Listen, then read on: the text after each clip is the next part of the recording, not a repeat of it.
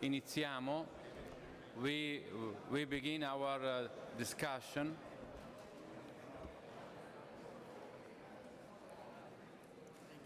I would like to be precise.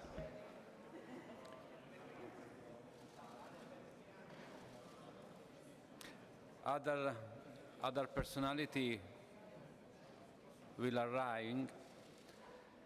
Dear friends, I'd like to extend my warmest welcome to all of you. We are in a historic place where even the stones speak, and we have all responded to the invitation that comes from the very beating heart of St. Peter Basilica. 3 watchwords shall guide us on our journey today: truth, dignity, freedom. These are theorizons that we cannot take for granted because they are continually put to the test. Truth is too often manipulated today. We see this in the ongoing conflicts, Ukraine to Russia, the Holy Land to Palestine, Nigeria to Sudan, where the first victim of the war is always the truth. As Pope Benedict reminded us, the truth will set you free, but without truth, there is no freedom. Freedom, too, is wounded.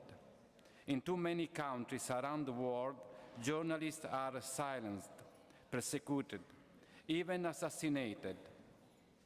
Yet freedom of the press should be the cornerstone of every state, a guarantee for citizens and a bulwark of democracy.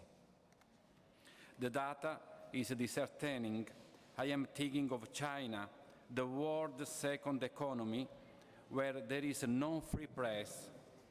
Even in the #1 United States, entire sectors of the media are no longer being supported by adequate public policy. But we are even more struck by the indifference, as if freedom were an expendable commodity. Last but not least, dignity. Today, we come across many dignitaries, but not much dignity. I am thinking of those subjected to hate and defamation campaigns, often artfully constructed on the screen of social media. Words can injure as much as weapons, and these wounds often lead to extreme gestures, even to suicide. It is a cry we cannot ignore. Dignity is not an ornament, but the foundation of all coexistence. And here, the word of Pope Leo resonates, who reminds us that before being believers, we are called to be human. This is the soul of our work, not to defend corporation, but to safeguard truth, freedom and dignity, as the common good of all humanity. St. Francis of Assisi taught us that truth is to be witnessed to with one's own life, that freedom is a service, and that the dignity of others is the most precious treasure to be defended. The great Indian poet Tagore urged us to make truth our guiding star. This is the spirit I invite you to bring to your work. The passion of those who are not afraid to get their hands dirty. The freedom of those who choose fraternity. The strength of those who never cease to protect the dignity of every individual. Allow me to thank you. Your presence here today is worth more than a press release, because it demonstrates your commitment to engage personally in this effort. I declare the round table open, and let me now hand over the floor to the prefect of the Dicastery for Communication of the Holy See, Paolo Ruffini. We shall then proceed in alphabetic order. Thank you. From the bottom of my heart, peace and all good.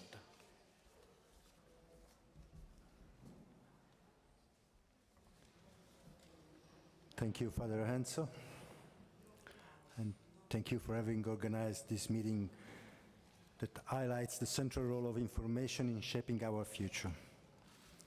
The Dicastery for Communication of the Holy See has long been engaged in reflecting on the need to broaden our focus regarding the frontier that media are called to safeguard. In a meeting centered on disarmed and disarming communication, the idea of a frontier might seem out of place. Yet this is precisely the point, the limit we should not pass, the boundary between good journalism and bad journalism, between idle gossip and useful analysis, between the patient pursuit of truth and the hasty spread of corrupted news, between a communication system built on sharing truth and one founded on indifference to truth, among peaceful discussions between bearers of different beliefs and hate campaigns, character assassination, and murderous attacks. As the news of these days tragically remind us, there is a difference between defending one's own identity and denying that of others. With this in mind, it's worth reflecting on the very root of the verb to arm itself, to strip it from what Pope Francis has called the paradigm of war. The verb to arm derives from the Latin word arma, a word with multiple meanings, including peaceful tools and implements. The Proto-Indo-European root are has even a broader sense, to adapt, to join together. This heritage lives on in expression like to arm oneself with courage, with patience, with goodwill, with intelligence, with truth. Each of these ways of saying implicitly tell us what to disarm ourselves of and what to arm ourselves with. Disarming does not mean surrender. Pope Francis has said that communication must be disarmed of all prejudice, resentment, aggression, fanaticism, and hatred, freed from the paradigm of domination, possession, and manipulation. And Pope Leo XIV, echoing these words, declared, "Let us disarm words, and we will help to disarm the earth." If we are here today, it is to explore together the real possibility of such disarmament within the increasingly asymmetrical competition that characterizes the system of communication. Algorithms designed solely for calculation threaten to become the guardians of our thoughts, imprisoning us in the so-called filter bubbles, unwitting captives of an artificial world shaped by our momentary preferences. A world without true freedom, where opinions are not to be tested, compared, and sometimes even changed, but only to be confirmed and exalted. An endless hall of mirrors that seek to transform ourselves, and with us the rules of civil coexistence and of a fair economic competition. Dominant business models have shifted focus from quality to speed, from informative content to attention-grabbing headlines and clickbait. But if truth and falsehood were the same semblance, what principles govern the functioning and the business of algorithms? What criteria guide the indexing and the indexing policies of searching engines that praise or erase people, opinions, stories, and cultures? The latest Reuters digital news reports show that people are shifting their focus toward what they deem worthy, seeking educational and inspiring content that awakens hope amid too many unreliable news. Here lies the challenge, resisting the corrosion and the corruption of communication, restoring foundation to news and hope to every narrative. For this reason, I hope that this meeting will be followed by others. The Dicastery for Communication is strongly committed to promoting and encouraging free, high-level, serious, concrete and ongoing discussion on all these issues in appropriate forums. Our common task is to build a new humanism. Even the question of rules must be understood. Let us beware the illusion of an algorithm of truth without freedom. As at the Youth Jubilee, Pope Leo XIV urged a group of influencers with this word: go and repair the nets. Here lies the new frontier of a peaceful battle, to restore to users their role as stakeholders of what fools their thoughts, teaching them the truth behind the saying, garbage in, garbage out, to train journalists and content creators capable of producing quality content, entrepreneurs who lead media business without resorting to the drug of junk communication, and courageous software engineers and politicians equipped to regulate the global communication market. Communication is what nourishes our future. As Martin Luther King said, darkness cannot drive out darkness, only light can do that. Hate cannot drive out hate, only love can do that. To borrow the words of St. Paul, let me conclude saying that this is our good, disarmed fight. Thank you so much. Thanks, Paolo Ruffini. For you. Thank you very much, even for inviting us for this really important engagement. My name is Joe Ageyo from the Nation Media Group in Kenya.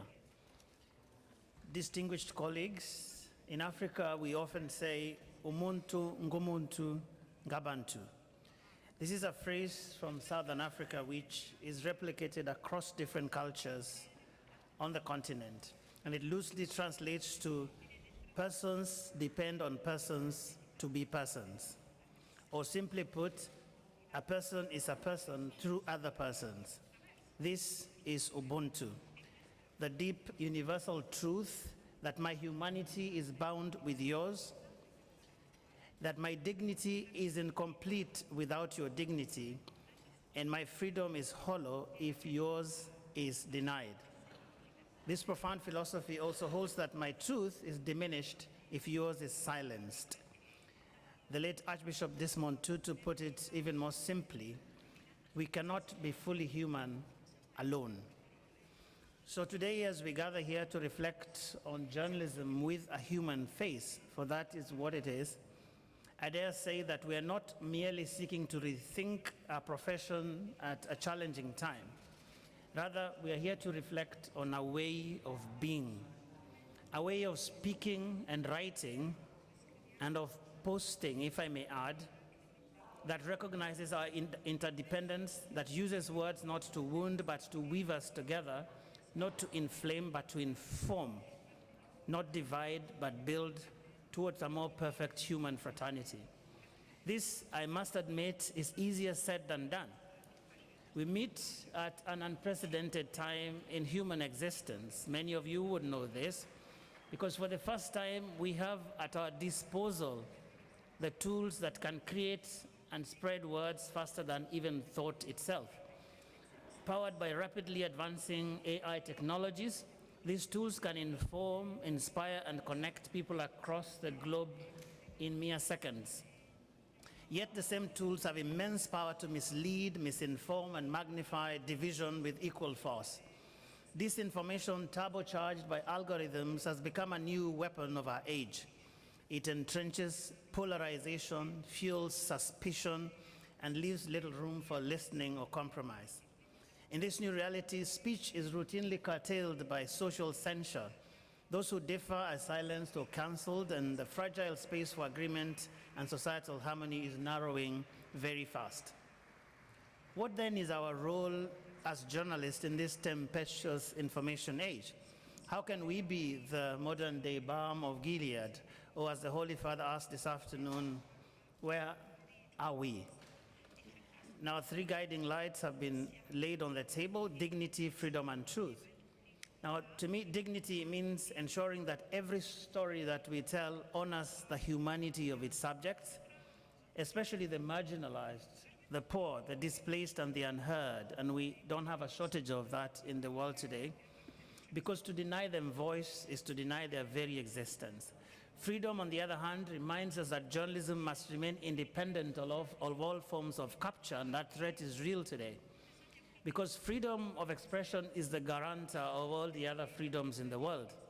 This, of course, is not to say that freedom is a license to do and say as we please, but rather it's a vocation that demands both courage and responsibility, all aimed at securing the common good.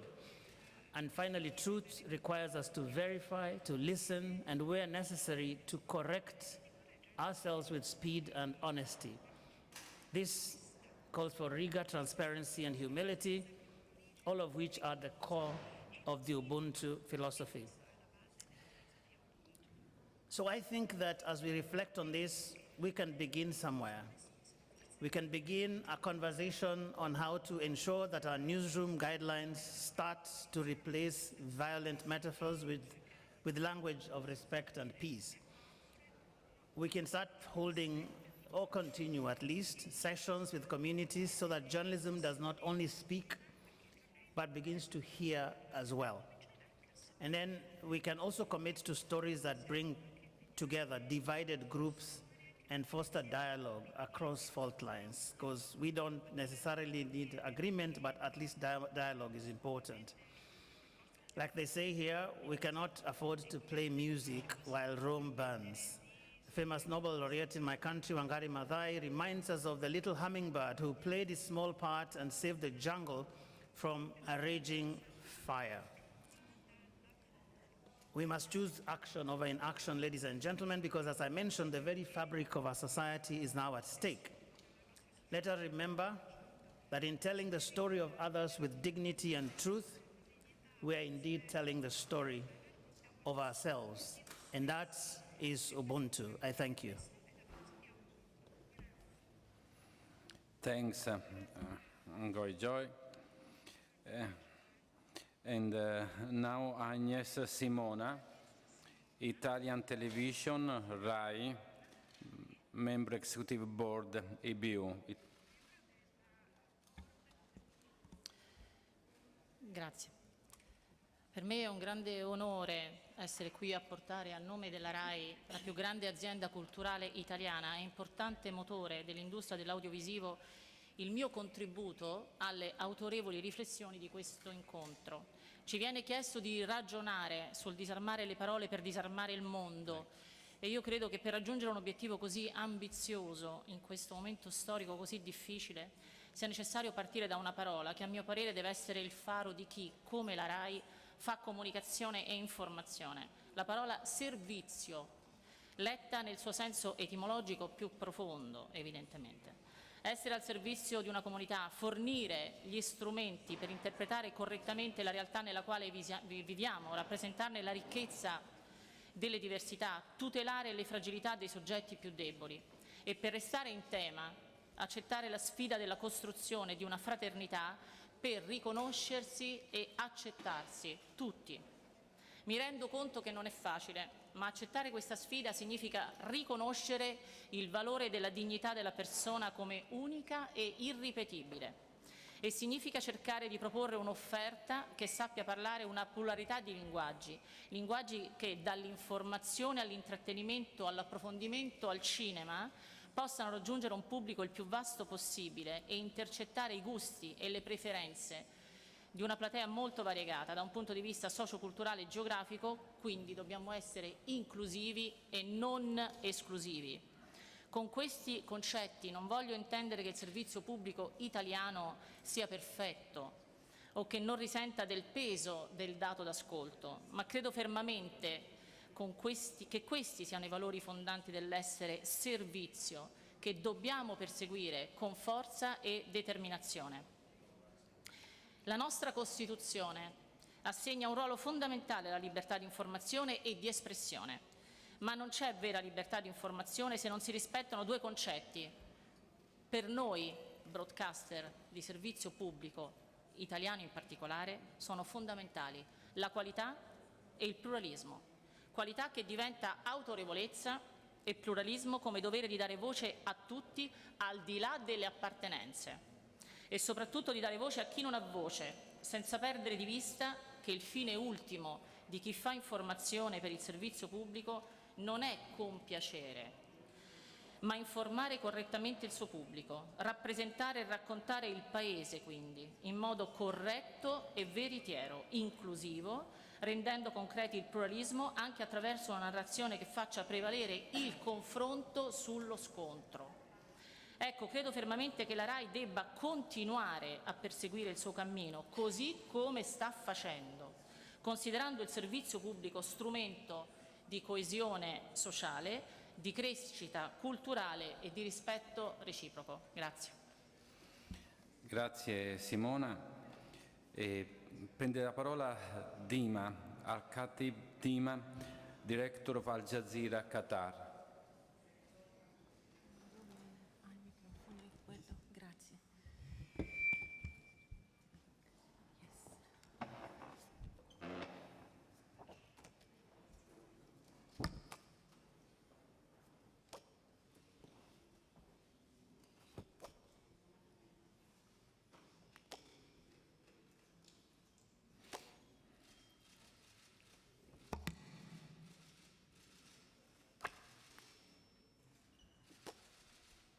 That's 10. That's 10 of my colleagues massacred in Gaza. 10 in less than 2 years. This is Anas Sharif. He should be here talking, not me.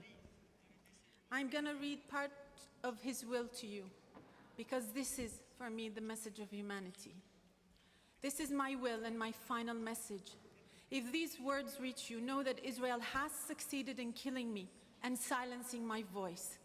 I have lived through pain in all its details, tasted suffering and lost many times, yet I never once hesitated to convey the truth as it is, without distortion or falsification, so that Allah may bear witness against those who stayed silent, those who accepted our killing, those who choked our breath, and those whose hearts were unmoved by the scattered remains of our children and women, doing nothing to stop the massacres that our people have faced for more than a year and a half. I urge you not to let chains silence you, nor borders restrain you. Be bridges towards the liberation of the land and its people until the sun of dignity and freedom rises over our stolen homeland. I entrust you to take care of my family, of my daughter, of my son, of my beloved mother, of my lifelong companion, my wife. I urge you to stand by them. If I die steadfast upon my principles. Do not forget Gaza, and do not forget me in your sincere prayers and forgiveness and acceptance. This was on the 6th of April 2025. Journalists like Anas Sharif and others have been writing their letters of farewell to the world, and they've been storing them in hospitals for us to read them after they're dead. Why? Because humanity has failed them. They have no hope in being saved or protected. They have to write their letters months before they were killed. Anas was killed months after this letter. In the hospitals of Gaza, journalists are taking shelter, hoping that it's a safe place where they can work, and then they're bombed in a double war crime where the journalist is a war crime. Killing journalists is a war crime, and then bombing them in a hospital is a double war crime.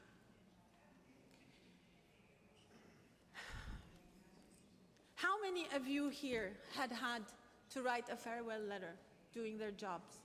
Anybody? Anybody has had to do that? No, because we shouldn't be doing that as journalists. Humanity has failed our colleagues in Gaza, and now 249 have been killed by Israel. It's a record. It's more than journalists killed in the 2 world wars, in the War of the Balkans, in the War of Vietnam, and the War of Afghanistan put together in less than 2 years. It's a massacre. And Wednesday this week, how many of you heard about the journalist massacre? 26 of them in one bombing in Yemen. Did any of you hear about it or report about it? Who bombed them? Israel, because Israel is murdering journalists to kill the witness. Where is the outcry from the journalist community? Silence is complicity. Sometimes it's even worse than silence. There is active complicity by some media organizations that contribute to the justification of killing Palestinian journalists by repeating propaganda and lies spewed by the perpetrator accusing journalists of being terrorists. Palestinian journalists are dehumanized in an asymmetric, biased media coverage, which reflects the same way the Palestinians and Israelis are covered in an asymmetric way. Palestinians die in an explosion as if it's like a blast in a kitchen. And Israelis, it's very clear in the headlines. They are killed, always killed, and always humanized.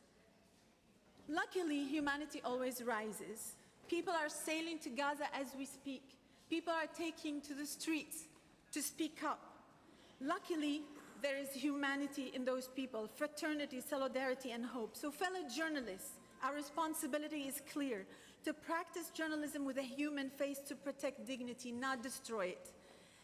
To serve the public, not power, not to repeat propaganda, not to fail our fellow journalists, to stand with humanity, not with propaganda. Last May, in his audience with journalists, His Holiness Pope Leo XIV reminded us, communication and journalism do not exist outside of time and history. St. Augustine said, "Let us live well and the times will be good. We are the times." We are the times, fellow journalists. We shape how humanity will be remembered. We are participants in the moral horizon of our time. So I urge you, be true to journalism. Act as true journalists. Change the status quo. Don't allow journalists in Gaza to feel abandoned. Don't allow humanity to continue failing my colleagues. Thank you very much. Thanks.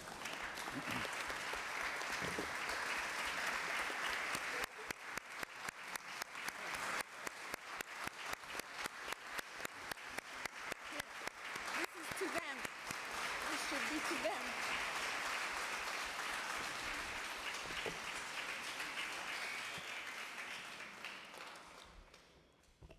Thanks, Director, for your witness. Now we hear Arvelao Miro, Director del Comercio Perú. Thank you, Father Fortunato. I'm deeply honored to be part of this world meeting on human fraternity and to be able to share important, meaningful, and heartfelt reflections like the one we have just heard. I represent El Comercio, which is a newspaper in Peru that's 186 years old. So our long history carries not only the weight of tradition, but the constant challenge of renewing our commitment to truth, to dialogue, and service of society. I believe that we live in a world marked by contradictions. While technology has allowed us to connect across borders instantly, it has also created echo chambers that divide us. While access to information has never been so broad, disinformation spreads with alarming speed. In this complex landscape, the role of journalism is not only to inform, but to build bridges of understanding, to give context, to defend facts, seeking always for the truth. To practice journalism with a human face means that stories should not reduce people to statistics or labels, but portray them in their dignity and complexity. It means that we reflect different points of view with empathy and allow people to see that they're fairly reflected in our coverage. We are storytellers of what it means to be human in our time. What we choose to highlight, the way we tell the stories, and the voices we elevate shape how societies perceive themselves and others. And if we focus solely on division, we risk fueling the very stories we report on. But if we make space for stories of hope, collaboration, dignity, we contribute to opening paths towards dialogue. We were asked to think about metrics of journalism of fraternity. One that comes to mind is diversity of sources. Another is how many of our stories offer solution, pathways for action, and not only problems. But a key issue that we have to handle as media is trust and accountability. Are we transparent with our sources and methods? Do we have visible correction policies? Do we include contact information in our stories? Do we allow our readers, our audiences, to provide feedback, to provide comments. Del Comercio, as I told you, a newspaper that has been in the life of Peru almost since its independence, we know that our mission extends beyond the newsroom walls. We do more than provide information. We're committed to causes that are important for society. And I want to give you just 2 examples of how we try to practice journalism with a human face. Every month, we organize audiencias vecinales, which are assemblies where we unite residents of different districts of Lima with their mayors. The first session, we gather their opinions and concerns about their community and have them form groups to work together on questions they would like to ask to their authorities. The following week, we return with the mayor, who sits in front of the residents and must answer those questions. In the next days, our journalists follow to see if the promises are being kept. What we seek with these neighborhood hearings is to open participation, dialogue, proposals, trust, but also to hold authorities accountable. This is a great opportunity to bring community closer, and it also helps us to learn more about the issues that concern our society the most. So far, we have already organized 26 assemblies in Lima, and we're planning to reach other cities in Peru. In the other example, 5 years ago, alongside UNICEF, we launched the School Correspondence Program, where more than 3,000 children from all 24 regions of Peru have reported about the problems facing their communities, guided by 30 of our journalists. This is a way that we find where from a very young age we contribute to share and teach the responsibility and service of journalism and connect with kids, teachers, their parents through empathy, storytelling, and shared meaning. These are just a few examples of how we try to get closer to people, to open channels of participation, to be a center of ideas, of debates, and a meeting point of Peruvians. And I think that each of us in this meeting, in their own particular reality and their particular countries, are making these kinds of initiatives that I think can be very helpful to connect a lot more with society. Thank you, Father Fortunato, for this opportunity. Thanks. Chibosky Thomas, Presidente and Executive Chief, CBS, United States. Thank you, Father Enzo. I appreciate all of the comments so far. As the President of CBS News in America, I'm honored to be here with all of you and speaking and reflecting on journalism that serves the common good. And those 3 important words: dignity, freedom, and truth. The basic definition of journalism, the kind I learned at journalism school in Boston, was who, what, when, where, why. Tell the full story. But in these very challenging and fractured times, that's not always the case. Today's media has grown increasingly partisan, with many news organizations evolving into advocacy platforms that cater to and reinforce the beliefs of like-minded audiences. At CBS News, we report on events across the world, always unfolding, often at breakneck speed. We're constantly moving from one story to the next, frequently shifting from one tragedy to another as we work to keep pace with an increasingly fast-moving and complex world. A nurse in Gaza, a soldier in Ukraine, a grandmother in Israel, a flood victim in Texas, horrific murders of political figures in our own country. But behind each story we tell is a person. We have to remember that first and foremost. Someone living through the very headlines that we're covering. And in the rush of the news cycle, that can be easy to forget. That is why we, all of us, must approach every story and every individual with dignity and respect, with humility and honesty, with delicacy and determination.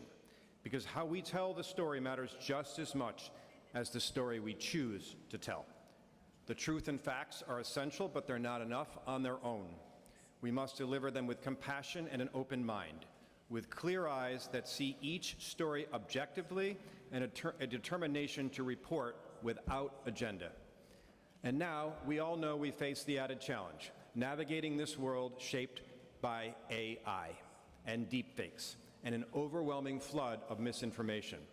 The digital landscape is noisy. It's fueled by social media platforms that reward speed, outrage, virality over nuance and accuracy. This is a genie that is long out of the bottle, and in a world where both individuals and outlets compete fiercely for attention, as we've talked about, the stakes for journalism have never been higher.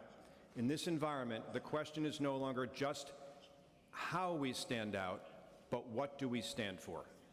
At CBS News, we have been challenged like never before in our 98-year history. We're much younger than you. But the institution famous for Walter Cronkite and Edward R. Murrow is faced with an existential question. Do we cling to the status quo, or do we evolve, adapt, and modernize, not just to survive, but to connect with a new generation of news consumers who expect more than just the facts? As a devout Catholic, I see stark parallels with the Catholic Church, an institution we often report on. Among them, like the Church, we face a noticeable absence of younger voices and viewers. And just as young people are asking faith questions, they're asking us, what do you really stand for? And meanwhile, new forms of faith, new religious influencers are rising, harnessing the power of digital platforms to spread their message with speed and resonance. With a single post, a compelling idea can instantly connect with those who feel seen, heard, and aligned. We are wired to be tribal, to belong to something bigger than ourselves. And in today's hyper-connected world, it has never been easier to build that tribe, or even a digital faith, whether rooted in religion, ideology, or a trusted source of news. This past week, Pope Leo canonized our newest saint, Carlo Acutis. Saint Acutis, often called God's influencer, understood something important and profound, that technology, when used with intention, can elevate truth rather than distort it. So, we now find ourselves at this critical crossroads. That's what this important conversation is about. How we preserve dignity, uphold freedom, and pursue truth in a way that fosters a more civil and less fractured public discourse. One that earns trust, especially from the next generation, whose attention and belief in institutions are harder than ever to secure. Perhaps it is simple as reflecting on Pope Francis's culture of encounter, which calls on us to move beyond indifference and build a society rooted in compassion, dialogue, and respect for every person's dignity. It's about meeting others, especially those who are different from us, with empathy, openness, and a willingness to listen. Finally, we have a responsibility to one another, both as people and as journalists in the news business. This responsibility extends to the next generation of aspiring journalists. Perhaps some are here right now. We must guide them, show them that this path is demanding but deeply meaningful, and that curiosity and compassion, not cynicism, are what truly drive great reporting. What we do matters. It's never been more crucial that we get it right. We're counting on that next generation and everyone here to help blaze the path forward. Thank you.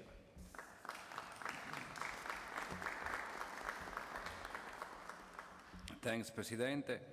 Now, Conto Luigi, Director of ANSA Italy. Buonasera, grazie per questa interessantissima conversazione e per questo invito. Padre Fortunato, noi viviamo tempi difficili, molto difficili, e i giornalisti sono al centro, sono i testimoni di quello che sta accadendo oggi nel mondo, tra guerre, carestie, grandi migrazioni, sviluppo tecnologico, battaglie finanziarie. L'opinione pubblica in tutto questo è disorientata. Siamo bombardati dalla mattina alla sera di messaggi, informazioni, immagini, suoni ed emozioni che fanno pericolosamente smarrire il senso della realtà. In questo caos tutto è uguale, tutto è indistinguibile e purtroppo nella mente delle persone non conta più se quello che hai davanti agli occhi è vero o se è falso, se quella notizia è stata verificata. Sono tutti disorientati e lo sono ancora di più i deboli, i giovani, coloro che non hanno gli strumenti per decrittare che cosa capita davanti agli occhi, e spesso anche chi ha quegli strumenti, per convenienza, non mette in discussione ciò che vede perché è utile al proprio interesse, alla propria ideologia, al proprio fine. Non a caso ho usato il termine vedere e non leggere, perché mi sembra proprio che non si legga più, non si vada più in profondità, non si analizzi più, con il rischio di perdere il senso della realtà e quindi anche il senso della verità. Davanti agli schermi tutti sembriamo come dei bambini che sono attratti dai rumori, dai suoni e dai colori, a prescindere se questi siano reali pericolosi, vicini o lontani. Basta che una notizia si vede perché sembri vera. Perdere il senso della realtà ci fa perdere la misura delle nostre reazioni, il senso delle cose che accadono, la capacità di distinguere e farsi un'opinione consapevole. Un tempo nelle nostre famiglie davanti a una notizia importante si diceva l'ha detto la televisione. Poi ho sentito mio figlio dire una sera davanti a una notizia poco credibile l'ha detto Facebook e gli ho chiesto ma chi è Facebook? E lui mi ha guardato con uno sguardo che non aveva una risposta. Così siamo arrivati ad una situazione senza controllo, nella quale il dibattito pubblico si è trasformata in un'arena radicalizzata, nelle quali le tesi di un premio Nobel vale come quella di uno studente del liceo. Un'arena in cui la propaganda e la disinformazione dei potenti e dei ricchi ha messo all'angolo la realtà e quindi la verità. In questo quadro, poi, così caotico, è arrivata l'intelligenza artificiale che rende facilissimo, ancor più facile, qualsiasi manipolazione. Si è arrivati così alla verità, addirittura si è arrivati alle verità alternative, quelle che si vogliono costruire e che non vanno confuse con i punti di vista diversi sulla realtà. Se i criteri di verità e realtà vengono cambiati, perfino da chi ha responsabilità di governo e non soltanto dalle persone normali, si confonde la percezione della realtà. Certo, parlare di verità è molto difficile, lo sappiamo, ogni fatto può essere raccontato diversamente, interpretato in maniera differente, ma se non riusciamo a far comprendere alle persone che esistono delle realtà e delle verità storiche, scientifiche, economiche e sociali sulle quali misurare opinioni e considerazioni per decidere il nostro futuro, avremo perso la battaglia di informare la gente e renderla consapevole. Una notte del 2022 ci siamo svegliati con un dittatore che annunciava al mondo in diretta TV di aver invaso l'Ucraina per liberarla dal nazifascismo. Una sera abbiamo sentito il Presidente degli Stati Uniti affermare, documenti alla mano, che in Sudafrica è in corso un genocidio dei bianchi. Abbiamo letto che la pandemia è stato un grande complotto delle Big Pharma. Questi esempi ci riportano al tema con il quale ho iniziato questa breve riflessione, lo smarrimento, la perdita del senso della realtà. Cosa possiamo fare? Questo è quello che ci si chiede oggi. La risposta non è semplice. Certo, noi dobbiamo continuare a informare correttamente, rispettando le regole deontologiche che ci siamo dati, l'etica e la morale che sono dentro di noi e che ci dicono che la persona va sempre rispettata, i deboli vanno tutelati e che i fatti vanno raccontati per quello che sono e non per quello che ci piacerebbe fossero. Dobbiamo denunciare la controinformazione, la propaganda, le fake news, portando prove e testimoniando, andando nei posti direttamente a raccontare, a guardare con i nostri occhi, combattendo la propaganda e la prepotenza di chi vuole dominare il mondo con la forza, non soltanto militare. Dare voce a tutti, rispettare il pluralismo e non essere tifosi. Sembra poco, ma non lo è. Se l'informazione diventa una parte di questi schieramenti, come purtroppo accade a volte, così radicali e violenti, se non ci allontaniamo e denunciamo dai conflitti di interesse, se non manteniamo una nostra capacità critica a prescindere dalle idee e dalle convenienze di ciascuno di noi, se non rispettiamo le verità storiche, perderemo definitivamente il nostro ruolo e la nostra libertà. Grazie. Thanks, direttore.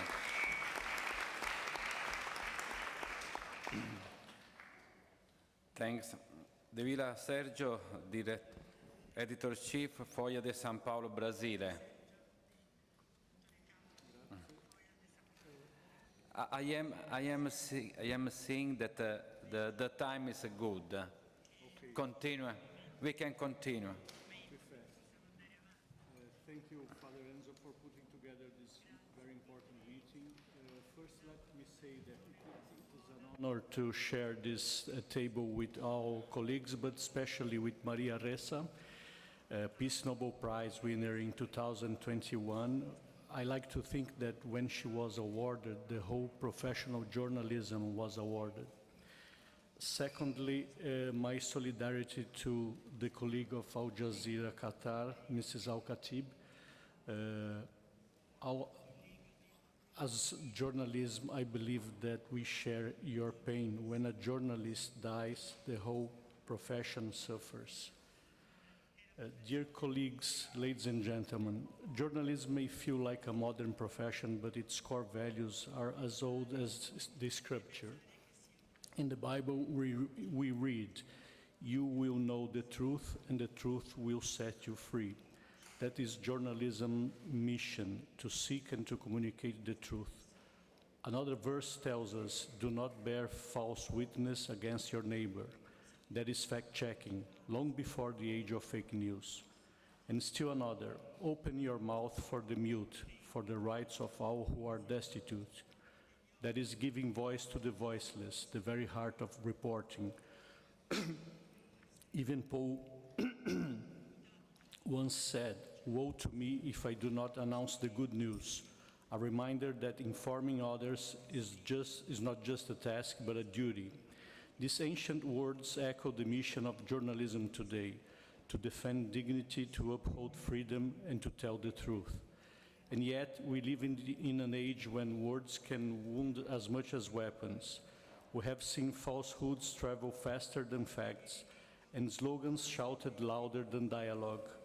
In times like this, the very act of speaking the truth becomes revolutionary, and the discipline of using words to heal, not to harm, becomes urgent.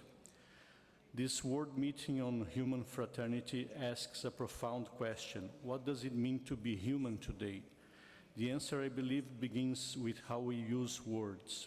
Communication is not just about transmitting information. It is about creating relationships. It is about recognizing the dignity of the other, even when that other is different, distant, or disagreeable.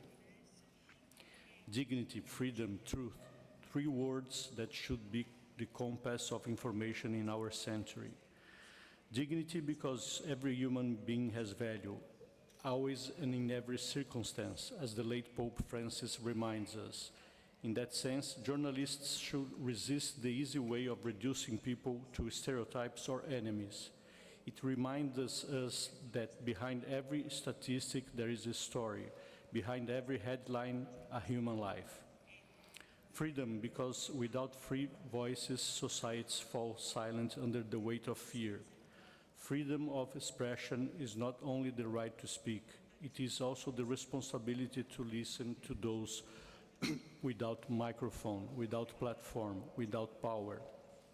Truth, because without truth there is no trust, and without trust there can be no fraternity.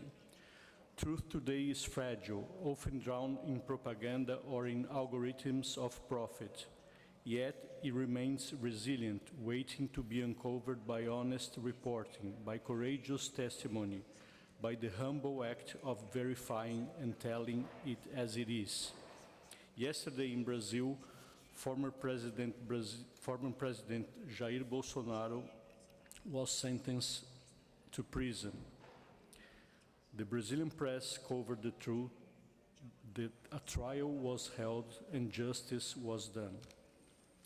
In the newsroom of Folha de São Paulo, the Brazilian newspaper where I serve as editor-in-chief, we like to think that professional journalism is a powerful antidote to fake news.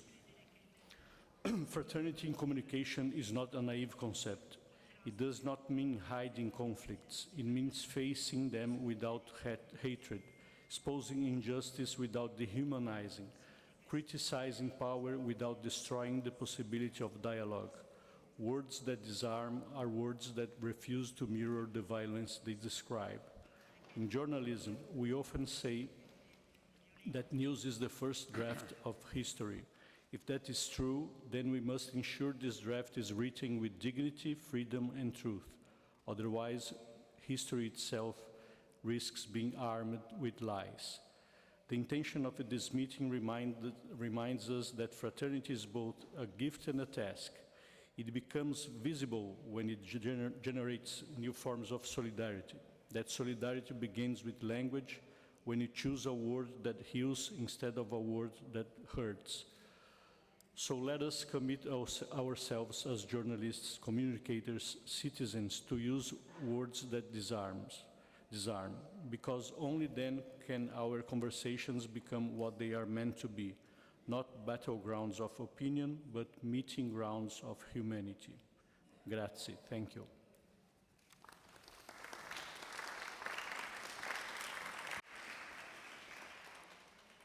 Thanks. Dareni Khaled, Director Kasbah Tribune, Africa. Algeria. Algeria, yes, sorry. It's an honor for me to be among you today as an independent Algerian journalist. I am proud to take part in this great conference on fraternity, which also highlights the importance of journalism and the crucial role that journalists can play in each of other societies. I come from a country, Algeria, which for many years suffered from the lack of information, particularly during the Black Decade from 92 and 2002, and which is now striving to rebuild the journalism that is responsible, independent, and free.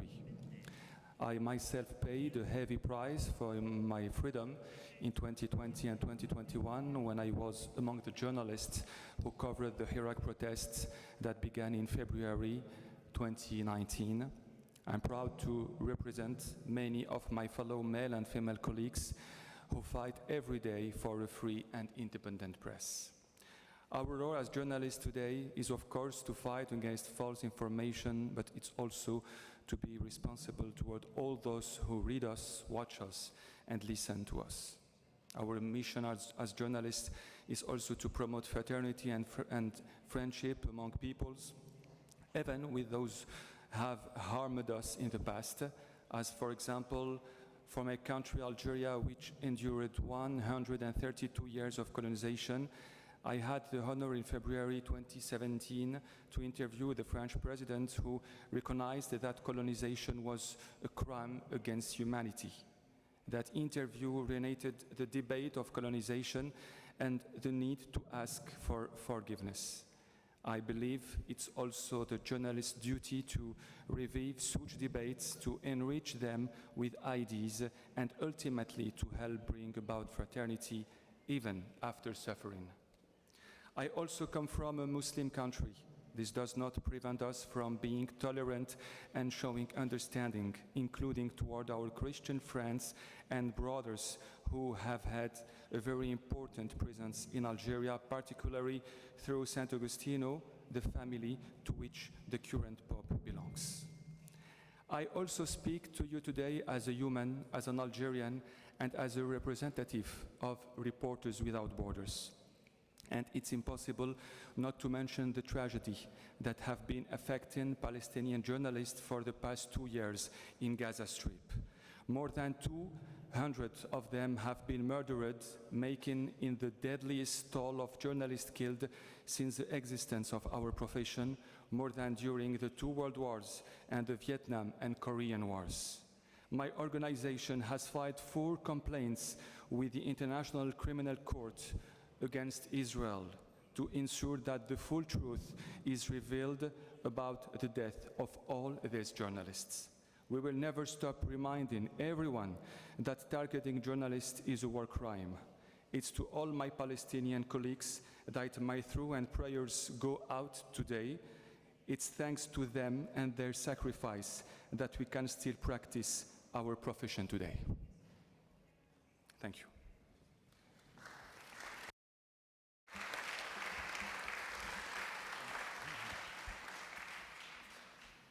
Thanks, Dareni from Algeria. Thanks again.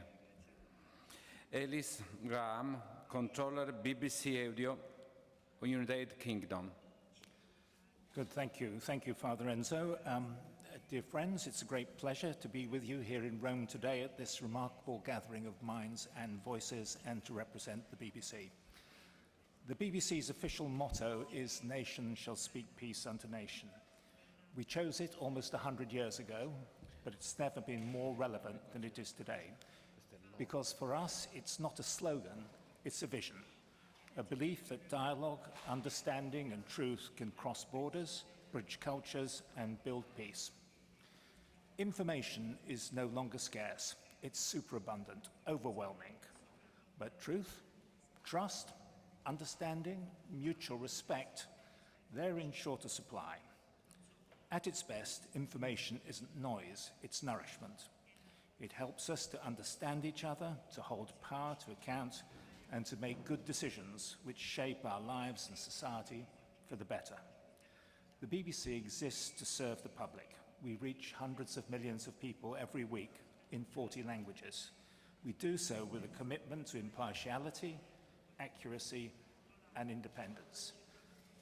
But friends, the media and information landscape in which we exist is far from easy. Democracy and media freedom are on the retreat. Disinformation is thriving. Deep fakes blur the line between the real and the artificial. And AI is reshaping how information is created and consumed. So we face a crisis not just of truth, but of shared reality. And when people can no longer agree on what is real, it becomes harder to agree on what is right. Without understanding, empathy withers, and those with whom we disagree become enemies instead of friends with different views. At the BBC, we're responding. We've launched BBC Verify, a team dedicated to fact-checking, source analysis, and transparency. We're exploring AI responsibly, guided by principles which prioritize human creativity. And we're investing in media literacy, especially for young people, helping them to navigate the digital world with critical thinking and confidence. This is an area in which educators, including the Church, have a huge role to play. In Fratelli Tutti, Pope Francis speaks of a culture of encounter, a way of approaching others with openness. He reminds us that fraternity is not an abstract ideal, but a lived reality. That resonates with our mission and indeed this discussion here today, because reliable, worthwhile information, nourishing information, is not just about transmission. It's about encounter between speaker and listener, between journalists and citizen, between cultures and nations. The task which faces all of us is to build a global culture of information that is fair, responsible, and respects the dignity of our citizens. But that's not to say we should shrink from reporting inconvenient truths and unpalatable facts. I sometimes hear the view that the world would be a better, happier place if only journalists would bring us more good news stories. But the role of the mainstream media is to provide reliable information, not soothing messages. As the British novelist George Orwell said, if liberty means anything at all, it means the right to tell people what they do not want to hear. We should cherish that liberty. Too many people don't have it. Thank you.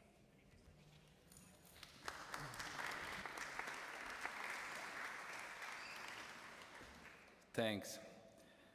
Fenoglio Jérôme, éditeur-in-chief Le Monde Francia. Merci beaucoup, bonjour à toutes et tous.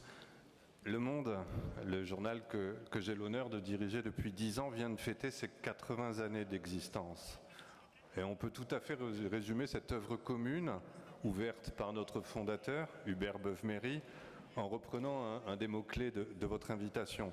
Cette histoire, elle n'a cessé de chercher à accroître la dignité de chaque citoyen, en donnant à chacun la possibilité d'approcher les vérités de fait, en faisant reculer l'ignorance, en essayant en tout cas, et en enrichissant la profondeur comme la diversité du débat public. À rebours de ce que l'on voit trop souvent, nous avons la conviction, dans notre journal, mais je sais qu'elle est partagée aujourd'hui entre nous tous, que l'information n'est ni un spectacle, ni une marchandise, encore moins une manipulation.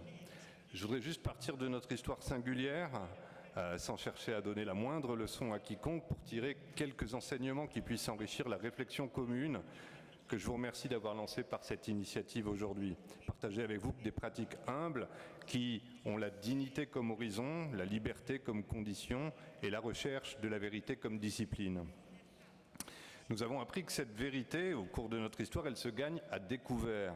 Expliquer comment nous travaillons est devenu une part essentielle de notre métier. Depuis des années, comme nombre d'entre vous ici, nous avons appris à séparer ce qui est établi, ce qui demeure incertain, ce que nous ne savons pas. Et quand nous nous trompons, la correction doit être visible, assumée, rapide. Nous ne sommes nullement infaillibles. La confiance de nos lecteurs ne peut se consolider que par notre capacité à rectifier nos erreurs. Nous avons appris, comme vous le dites, que les mots façonnent les vies qu'ils décrivent. Parler de flux ou parler de vagues à propos d'hommes et de femmes en exil, en migration, c'est tout sauf neutre. Et cela dit bien évidemment quelque chose du regard qu'on leur porte ou de la place qu'on leur accorde. Nous avons appris que la liberté ne se proclame pas, elle s'organise, la liberté. L'indépendance éditoriale, c'est le principe auquel chacun d'entre nous est viscéralement attaché au monde. Elle passe par des séparations nettes entre l'éditorial et le commercial, par des protections nombreuses contre toutes les tentatives de pression, par la liberté de chacun qui accroît la force de tous. Cette liberté n'appartient pas qu'à notre journal, elle appartient au lecteur qui nous lit pour se faire une opinion et pas pour adopter la nôtre. Et c'est ce qui est le plus important, je pense, dans le débat que nous avons aujourd'hui. Nous avons appris que le débat loyal ne fragilise pas un journal, il l'honore. Donner place à des arguments qui contredisent la lecture dominante, ça n'est pas s'affaiblir, c'est reconnaître que la démocratie fonctionne avec des adversaires, mais pas avec des ennemis. La fraternité, et c'est important de se le dire ici, ça ne signifie pas l'unanimité. Je veux insister là-dessus. Désarmer les mots comme nous le formulons, comme vous le formulez, ça ne peut pas revenir à aseptiser les arguments, à aplanir tous les différends, à masquer les divergences. Le travail du journalisme, c'est de créer le terrain commun où ces oppositions, respectueuses les unes des autres, peuvent se déployer. Ce terrain, ce sont les faits avérés par notre méthode de travail, l'enquête rigoureuse, le recoupement, le recueil de la contradiction, la confrontation des versions différentes. Et je crois que ce n'est pas du tout un hasard si les trois professions qui ont en commun ce principe d'enquête sont toutes les trois attaquées par les destructeurs de la vérité aujourd'hui. Ce sont les journalistes, mais ce sont aussi les magistrats et ce sont aussi les scientifiques. Ces attaques démontrent que ce terrain commun, c'est une condition essentielle, vitale, pour tout ce qui est fragilisé ces derniers temps, c'est-à-dire la capacité de négocier, la capacité d'obtenir des compromis, et donc celle de rétablir la paix. Donc il faut résister, chacun à nos places, tous ensemble, et cette fraternité-là a beaucoup de sens entre nous, je trouve aussi aujourd'hui, à ce travail de sape qui est à l'œuvre pour miner les fondations de la paix sociale, de la concorde civile et de l'entente entre les nations. Voilà, si je dois rassembler tout ça en idées simples, ce serait celle-ci, garder l'humain au cœur de nos choix. La dignité nous indique jusqu'où ne pas aller, la liberté donne l'air dont la recherche du vrai a besoin, la vérité, elle ne clôt pas le débat, elle le rend possible en apportant des faits, des méthodes explicites, avec la modestie de corriger. Donc nous n'avons pas de leçons à donner, bien entendu, mais nous avons en revanche un devoir commun, tenir nos mots au plus près des vies qu'ils touchent et faire en sorte que chaque article laisse le monde un peu plus intelligible qu'avant qu'il ait été lu. Merci à toutes et tous.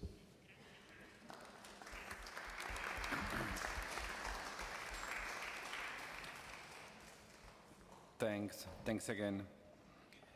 Gallagher Tony, Editor-in-Chief of the Times, United Kingdom. Thank you, Father Enzo, and for the privilege of coming to this event and the pleasure of being around so many distinguished colleagues. Sitting in the Proto-Meteca Hall, we're in the company of some of Italy's most prominent historic artists and literary figures, whose sculpted portraits adorn the room. One of the most notable is Aldo Manuzio, a pioneer of printing presses more than 500 years ago, an innovator who created the portable book. Manuzio made the great texts of antiquity widely available across Europe. In doing so, he helped shape the intellectual culture of the Renaissance. Today, we're at the early stages of another communication revolution, unleashed by powerful new technology at the intersection of artificial intelligence, social media, and the internet. The early signs are that the impact of society will be just as momentous as it was in the Renaissance. So too are the risks. While words can indeed disarm by creating a level playing field of knowledge, they can also be weaponized through the distribution of fake news designed to destabilize society. Printing press technology was a boon to creators of fake news. They ranged from England's 17th century levellers, radical polemicists who promoted unverified claims to undermine the legitimacy of Parliament, to France's libellists, 18th century underground writers of scandal sheets who falsely claimed Marie Antoinette was promiscuous. As printing press technology settled, regulation caught up and rules were rolled out that were designed to curb the worst excesses, such as slander. Businesses that stake their reputation on the veracity of what they publish came to dominate the media landscape after the Second World War. The Times in the UK is often referred to as the newspaper of record. Our team of editors and lawyers take great care every day to live up to that moniker by verifying the accuracy of every story we publish. To return to Pope Francis's entreaties to disarm the world by choosing words that diffuse conflict, I believe the best way to do this is to publish verified facts. Facts without bias, facts without an underlying agenda. Facts in their raw state are socially empowering. However, modern-day polemicists are experts at riding the superhighways of modern communication, the social media networks dominated by Facebook, X, and TikTok. Yet, the people who run these social networks have fought tooth and nail to avoid being held accountable for the veracity of information that floods across their apps each day, every hour. In announcing plans to abandon fact-checking in January of this year, Facebook CEO Mark Zuckerberg talked about a cultural tipping point that favored more free speech. But he also said the decision to end fact-checking would lead to more bad stuff across the spectrum of Facebook products. More bad stuff, I submit, is not what we need. Conspiracies and fake news thrive in environments where there are no constraints on what we call free speech. Returning to the theme of today's talk, disarming words are factual words. When society can agree on basic facts, we stand a greater chance of a unity of direction and with it, peace. But when the facts are called into doubt by professional polemicists, politicians, or people with something to hide, the result can be social fracturing, the very opposite of disarming the world. Artificial intelligence adds a fresh dimension to the information revolution. Generative AI is in its infancy, but it's already clear that despite the billions of dollars of investment in systems such as ChatGPT and Gemini, AI is already deeply flawed when it comes to checking facts. Indeed, recent research shows that instances of hallucinations have actually increased as AI models have become more powerful. Of course, the new information revolution, like Manutio's printing revolution 5 centuries ago, has the potential to open up an era of tremendous opportunity, heralding change across almost every industry. We need to lean into the change, welcome these opportunities, but we need to learn from history. That means holding to account the new superpowers of information, the social media giants and AI giants, and making them adhere to rules that benefit society as a whole, and not just an elite group of shareholders. We need the likes of Mark Zuckerberg, Elon Musk, TikTok's Zhang Yiming to embrace Pope Francis's vision of a world where words matter and societies thrive, in his words, on reflection, calmness, and awareness of complexity. I suspect readers in the coming decades will rely instead more than ever on news brands in this room, like the Times and many others, which are dependent on human beings, not bots, with a deep commitment to telling the world the truth. Thank you. Thanks. Mr. Gallagher, thanks again. Dottoressa Galloni Alessandra, Editor-in-Chief, Reuters, United Kingdom. Thank you. Thank you. So I would like to say a few words about the fraternity of truth and fact. The values that we have been discussing here today, justice, diversity, fraternity, and freedom, are difficult to achieve. But one thing that I do believe is required for them to exist is that we know and we recognize facts and truth. What is and what is not really happening in this world, what is and what is not happening in war zones like Ukraine, Gaza, and Sudan, what is and what isn't really happening inside the world's most powerful governments like the United States, China, India, Russia. The problem is that in recent years, the fraternity of truth and fact has been under constant assault by governments, by guns, by misinformation, by willful disinformation, and, as others have said, if we are not careful, by AI, a powerful new technology that can help journalists in their quests to inform people and to provide facts, but also helps bad actors misinform people. We at Reuters pursue that fraternity of truth and fact on the ground around the world so that we can help many of the other news organizations of the world report the news. And we too do so at great human expense, like others around this table. We've lost 5 journalists over the last 4 years to the main conflicts of the world: Afghanistan, Lebanon, Ukraine, and Gaza. And all of these extremely talented, dedicated, courageous colleagues, a photographer, 3 video journalists, and a safety advisor whose job it was to keep our journalists safe, were on the ground. They were bearing witness so that the world could be informed. In the latest attack, independent journalists were among the victims of a strike on a hospital in Gaza, a location that is protected under international law.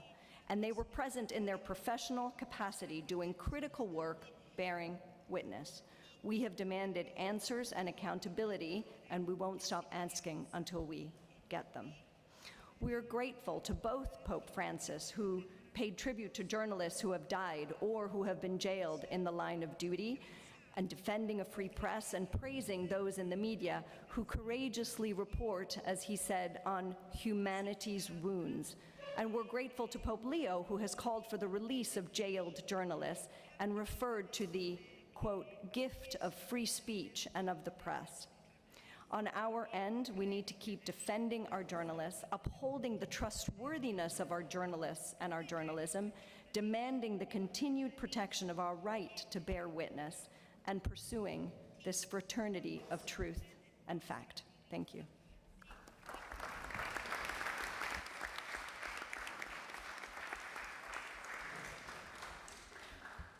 Thanks, Mr. Alessandra. Gressani Girls, direttore del Grand Continent, Francia. Grazie Padre Fortunato. Viviamo una situazione molto particolare, un aspetto forse la rende particolarmente inedita. E credo che tutti noi, nelle diverse funzioni che ricopriamo, con diversi gradi di accesso a informazioni e network più o meno estesi e più o meno influenti, se siamo veramente onesti con noi stessi, abbiamo in fondo la stessa impressione, e cioè che brancoliamo nel buio. Il futuro è nelle tenebre e il presente è oscuro. E la domanda in fondo è perché? Perché siamo in una stanza buia, perché sono state chiuse le finestre, perché è notte, perché siamo ciechi o perché non c'è più luce. E vorrei condividere con voi una specie di parabola che trovo abbastanza utile per cercare una direzione in questo momento oscuro, in questa stanza in cui cerchiamo di capire dove siamo. E dico parabola con molta cautela di fronte al cardinale, al padre, perché si tratta di una storia apocrifa che cattura però qualcosa di molto profondo. Durante un incontro a Washington tra l'allora vicepresidente americano Richard Nixon e il presidente dell'Unione Sovietica Nikita Khrushchev, quest'ultimo gli avrebbe detto le seguenti parole, lo cito: se il tuo popolo è convinto che ci sia da qualche parte un fiume immaginario, tu non devi spiegare che quel fiume non esiste. Devi costruire un ponte immaginario sopra quel fiume immaginario. C'è chiaramente qualcosa di paradossale nel fatto che il primo segretario del Partito Comunista della Russia Sovietica fa o si crede pontefice, cioè costruttore di ponti. Ma c'è qualcosa di molto preciso che ci permette, a mio avviso, di capire uno delle impasse, uno dei punti in cui ci troviamo oggi. Il Presidente negli Stati Uniti e quindi in buona parte dell'Occidente, infatti, la politica ormai assomiglia sempre di più a un ammasso di ponti immaginari. Il Presidente americano è specializzato in questo genere particolare di costruzioni, a volte si tratta di muri, a volte di progetti ancora più radicali e spesso sono semplicemente un modo incredibilmente potente e che quotidianamente ci mette in crisi di dare una forma alternativa e estremamente efficace alla realtà. E di fronte a questa proliferazione di narrazioni esplosive ci sono in realtà sostanzialmente 2 possibilità. La prima consiste in fondo nel criticare il ponte immaginario. E quindi quello che facciamo è chiedere a degli esperti in fisica dei materiali, a degli ingegneri o altri specialisti di dimostrare perché questo ponte immaginario in realtà non può tenere nella realtà. Si tratta di un tentativo che spesso sfocia in un impasse, in un'assurdità, e ci condanna in una forma di profonda passività. In fondo il fact-checker si trova in una posizione che è quella di Sisifo. Ricordiamoci, Albert Camus diceva bisogna cercare di immaginare Sisifo felice. In fondo è quello che cerchiamo di fare quotidianamente, immaginare un fact-checker felice. C'è poi un'altra reazione, e credo che sia in realtà veramente pericolosa, che consiste in fondo nello spiegare al popolo che vede il film immaginario che in fondo non è nient'altro che un aggregato di persone irrazionali, ottuse, limitate. E c'è una conseguenza logica, perché se il popolo è irrazionale, la cosa più semplice è sostanzialmente togliergli tutte le leve del potere e fare in modo che si limiti il più possibile la sua possibilità di scelta. E si tratta di una tentazione sempre più diffusa, che va dalla Silicon Valley al mondo della finanza e fino a figure istituzionali di primo piano anche in Occidente e anche in Europa. Ora, io credo che entrambe queste alternative, queste funzioni, abbiano lo stesso problema, cioè entrambi si appoggiano su una forma di proliferazione di una razionalità chiusa su se stessa, sostanzialmente arida, e che oggi è confrontata a una domanda sostanzialmente delusa. Allora, cosa possiamo cercare di fare? Mi sembra che c'è un modo in cui possiamo cercare di leggere questa specie di paradosso di Khrushchev, che non sia un modo nichilista, e cioè se il popolo immagina un fiume immaginario è probabilmente perché ha veramente sete e vuole il movimento. Ora, nel mondo occidentale abbiamo costruito un sistema che non riesce più a desiderare il movimento e immaginare il futuro al di fuori della catastrofe. È un'atrofia del futuro estremamente pericolosa che a volte ci porta persino a desiderare la distruzione per sbloccare il presente. E in fondo, forse dall'inizio della modernità, l'idea della fine non è mai stata così varia e così presente. In fondo, in realtà, potremmo dire che ci definiamo in funzione dell'apocalisse che stiamo scegliendo. Ci sono quelli che pensano che sarà la fine demografica, quelli che saranno la fine atomica, la fine tecnologica. Cioè, in fondo, dimmi come pensi che il mondo finirà e ti dirò chi sei. Ora, a mio avviso, dobbiamo cercare di, ed è molto difficile, invertire totalmente la logica, e cioè capire come desiderare un mondo da abitare in futuro è forse il modo più indiretto ma essenziale per disarmare le parole e il mondo del presente. In fondo, per trattenere la fine dobbiamo trovare il modo di immaginare, di voler abitare nel tempo che resta, e questa è un'informazione che dobbiamo trovare il modo di rendere desiderabile. Grazie. Thanks. Thanks, Gressani. Kan Yosef, editor-in-chief, New York Times, United States, is here with a speech to Motoko Rich. Thank you, Padre Fortunato. Obviously, I am not Joseph Kahn, the executive editor of the New York Times. He unfortunately was unable to come because of an unforeseen terrible news event in the United States, but I will read his remarks in his stead. Thank you to Pope Leo and to Father Enzo and Cardinal Gambetti for hosting this important conversation. I'm sorry that I can't be here in person with all of you today. I was looking forward to meeting you, and I appreciate the chance to share a few words about the importance of a free, independent media and its role in maintaining a shared reality for people at a time when we're confronting authoritarianism, political polarization, and conflict across the world. At its best, fact-based journalism creates connections and builds understanding across cultures and countries. Our job as journalists is to provide windows where others put up walls. Quality journalism requires reporting that puts us on the ground to witness people's experiences and hear conflicting points of view. It requires that we carefully convey ambiguity and debate when the facts are in dispute, letting the reader process the uncertainty for themselves. Reporting is intended to deepen empathy and challenge easy assumptions about other people. Reporting by the Times and other outlets have helped people understand the experiences of migrants. Emily Baumgartner-Nunn, Nina Agrawal, and Jessica Silver-Greenberg showed how migrants in the United States who fear immigration and customs enforcement are skipping medical care, even in the case of serious wounds. In the Middle East, we've sought to tell stories from the perspectives of people living with the consequences of ongoing war and conflict across the region. In Syria, Ben Hubbard, White Assad, David Gutenfelder all explored the experiences of people living in an ancient town 2/3 Christian and 1/3 Muslim, as they seek to live together peacefully after a long civil war. And in Rome, our team here covered the death of Pope Francis and the conclave that elected Pope Leo XIV. The Times was the largest Western outlet to write a profile of Robert Francis Prevost, positing him as a papabile before the conclave, when most seasoned Vatican watchers did not believe a cardinal from the United States would ever be elected. Fact-based human reporting, independent of party, sect, or faction, is an essential ingredient of democracy. It creates information that allows people, voters, to make their own choices. Yet, press freedom and democracy itself are under threat across the world. I hope that together we can find a unity of purpose to stand up for truth, freedom, and the free press. Free people require a free press. Thank you.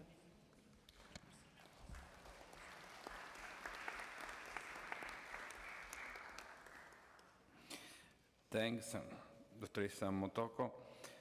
Risa Maria, confondatrice AD Rappler News Filippine e Prize Nobel.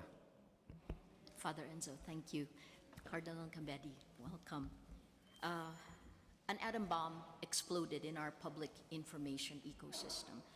That was the way I described what has happened in the world in the Nobel Lecture in 2021. And it was the only way I can think of to talk about how horrific this public information ecosystem has become. And who knew that it would get even worse? My heart goes out to Dima, to Alessandra, to news heads who have lost people.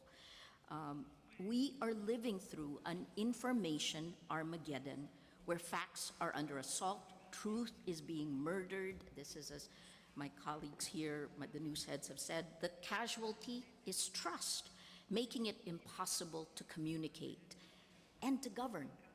The casualties mount daily in our newsrooms, our communities, our democracies. This week alone proves it.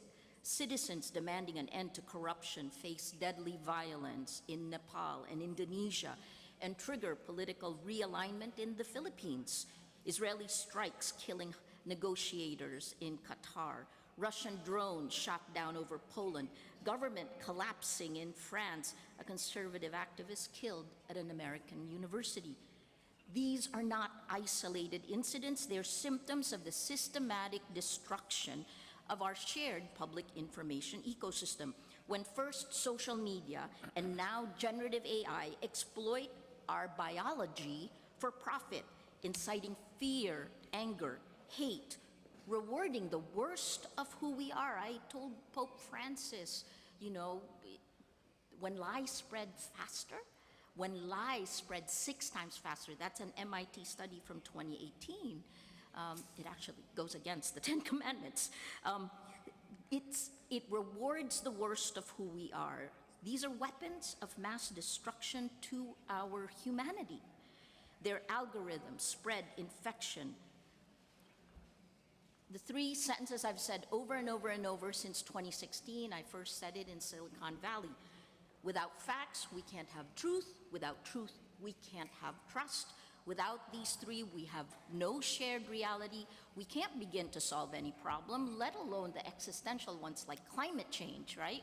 We can't have journalism. We can't have democracy. This is manipulation of human behavior at the cellular levels of our democracies, and the trends are clear. We are electing illiberal leaders democratically. As of March this year, VDEM said that 72% of the world is now under authoritarian rules. We're going to face 3 critical battles. I'm going to summarize them, and then 3 solutions, we hope, right? First, the battle for truth. When deep fakes can destroy reputations, when micro-targeting and information operations can manipulate elections, when lies travel faster than facts, we must act. When it's a battle for facts, journalism is activism. Platform accountability isn't censorship, it's safety. It's restoring democracy's immune system. Second, the battle for human agency. Algorithms that amplify our worst impulses, that reward outrage over empathy, that trap us in bubbles of our own biases, These are not inevitable. They're choices. We can choose different values. We can design for human dignity. Third, the battle for the future we want. Will artificial intelligence augment human potential or replace human judgment? Will the internet serve humanity or humanity serve the internet? Each of us around this table, anyone watching, we can't solve these problems alone, news group by news group, nation by nation. The internet, disinformation knows no boundaries. The solutions, our response, must also know no borders, which is why we must think of what radical collaboration, let me say that again, radical collaboration means for each of us. Thank you always to the Vatican for bringing us together in this. I've seen what happens when we fail. I've watched democracy die in real time, one viral lie at a time. In the Philippines, the Duterte administration filed 11 criminal charges against me in 14 months. Nearly a decade later, I still can't travel freely. I needed the Supreme Court approval to be here today, and very thankfully, partly because it's your request, they gave approval for me to travel. But here's the other part. Crisis always brings opportunity. I've seen what's possible when we act with courage and conviction. We have 3 paths forward, 3 solutions that I hope can restore information integrity and rebuild trust. First, journalism. That's why we're all here. We must return, and I think you've heard this from everyone, we return to our fundamental mission, serving the public interest. Today, as Dima, as Sergio, as Alessandra, this requires tremendous courage. Providing context when algorithms reward controversy, choosing verification over virality. Please, I beg you, we must stop feeding the platforms that are destroying us and build our own communities of trust, which leads to 2. Second, our community. At Rappler, we've learned that survival depends on communities of action. When Duterte attacked us, our community helped crowdfund our defense. I warned our sales team it's not a sustainable model when our crowdfunding increases every time I get arrested, but we kept going. When algorithms tried to silence us, our communities came out, they amplified the truth. We must build networks of trusted news organizations. They're around the table. Trusted news organizations that are federated systems that can connect people, real people, in a shared reality. Third, and this is the part I would love to throw to every news head here, technology, right? So journalism, community, and technology. I got tired of begging big tech to prioritize facts. It's really boring. So 3 years ago, we at Rappler built public interest technology, an open source, decentralized matrix chat app that allows real people to communicate without algorithmic amplification or manipulation. This is what the future of news must become, technology that serves human connection. We can choose different values. We can design for human dignity. I implore you to think about radical collaboration in these times. We need to think differently. Pope Leo and Pope Francis before him asked us to, and the hashtag we debated for hours, hashtag be human. This is why we became journalists, to help our people understand our world and to understand each other. Today, to restore what technology has systematically destroyed. We know what creative destruction means. Again, from 2021, we are standing on the rubble of the world that was. Now it's time for all of us here to create the world we want. The future isn't written in code. It's written by the choices we make, all of us. This is a powerful table, all of us together. And we have to do it before it's too late. Thank you.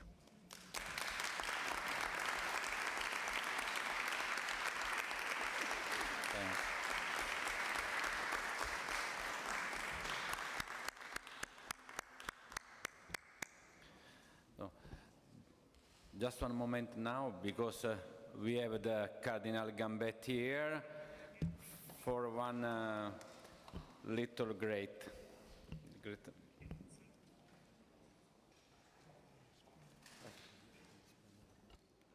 Grazie, faccio un breve intervento soltanto per dirvi la stima che nutriamo per il vostro servizio, per il vostro lavoro, incoraggiarlo il più possibile, perché anche gli interventi che ho sentito richiamano l'importanza di una parola vera, di una parola a volte anche audace e di un coraggio per andare a raccontare quelle situazioni che molte volte sono oscurate volontariamente.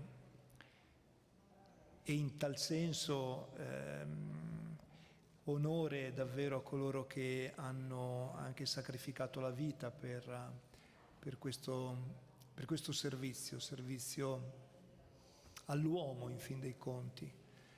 Servizio che passa dalla parola, che è talmente importante da a volte letteralmente fare da discrimine nelle storie, nell'evoluzione delle società. Ecco, allora davvero nel ringraziarvi e nell'incoraggiarvi sottolineo soltanto questo elemento, perché io penso che l'ultimo, se vogliamo, approdo di un giornalismo autentico, di un giornalismo a servizio della società, sia la coscienza di ciascuno. L'ultimo approdo nel senso che la libertà di stampa fondamentale, l'uguaglianza nel rendere democratica l'informazione, quindi l'uguaglianza che riguarda ciascuno, che ha diritto in fin dei conti ad essere informato, ad essere a conoscenza di ciò che avviene. Ecco, questi due elementi trovano anche la loro, direi, piena espressione e realizzazione quando consentono l'incontro, quando consentono di mettere in relazione le persone, quando consentono di favorire la crescita della fraternità. Perché, dicevo, l'ultimo approdo è la coscienza dell'uomo, ma perché è lì che matura poi in ciascuno la decisione di essere più umani o meno umani, di essere più fratelli o meno fratelli. E questo qui poi è un discrimine per le società, in fin dei conti, perché quanti più sono coinvolti nel processo di umanizzazione e quindi anche di comprensione degli altri, cioè di comunione con gli altri, quanto più avviene questo, tanto più le società, il mondo intero ormai è globalizzato, nessuno più, credo, immagini di poter vivere nel suo spazio senza essere contaminato, influenzato, ingaggiato dagli altri mondi.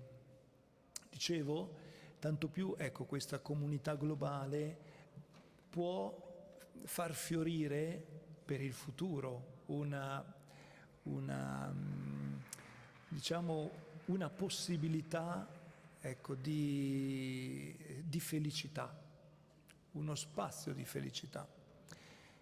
Ecco, quanto meno avviene questo, per cui si lascia correre quell'individualismo sfrenato o quelle forme di manipolazione che purtroppo ci condizionano tanto.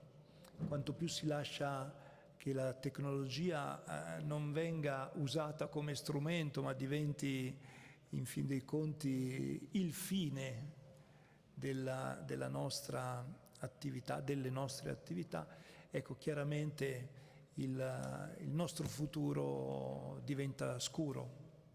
Ecco, e anche quel ponte immaginario finisce in un burrone, non può avere altra sorte. Allora, ecco, così, dicevo, nel ringraziarvi, nell'incoraggiarvi, volevo così condividere con voi questa cosa che ci sta tanto a cuore. Ecco, più si riesce a costruire fraternità, a far sì che nel mondo ci si riconosca come fratelli, tanto più è possibile riscoprire l'umanità. E quanto più si cresce in umanità, tanto più si riconoscono gli altri come fratelli e sorelle, perché i nemici non ci sono in realtà, siamo noi che ce li costruiamo, ma ciascuno che viene nel mondo è un dono per il mondo ed è a sua volta destinatario di un dono, quello che siamo noi per lui. Grazie per quello che fate, grazie per il vostro lavoro e spero davvero che questo tavolo offra degli spunti anche a noi, anche alla Chiesa, qui rappresentata anche a Santa Sede, dal prefetto del Dicastero per la Comunicazione. Anche noi abbiamo bisogno di raccogliere da voi che siete in prima linea in questo, raccogliere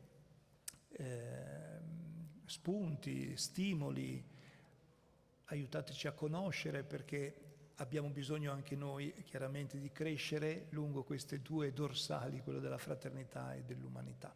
Grazie davvero.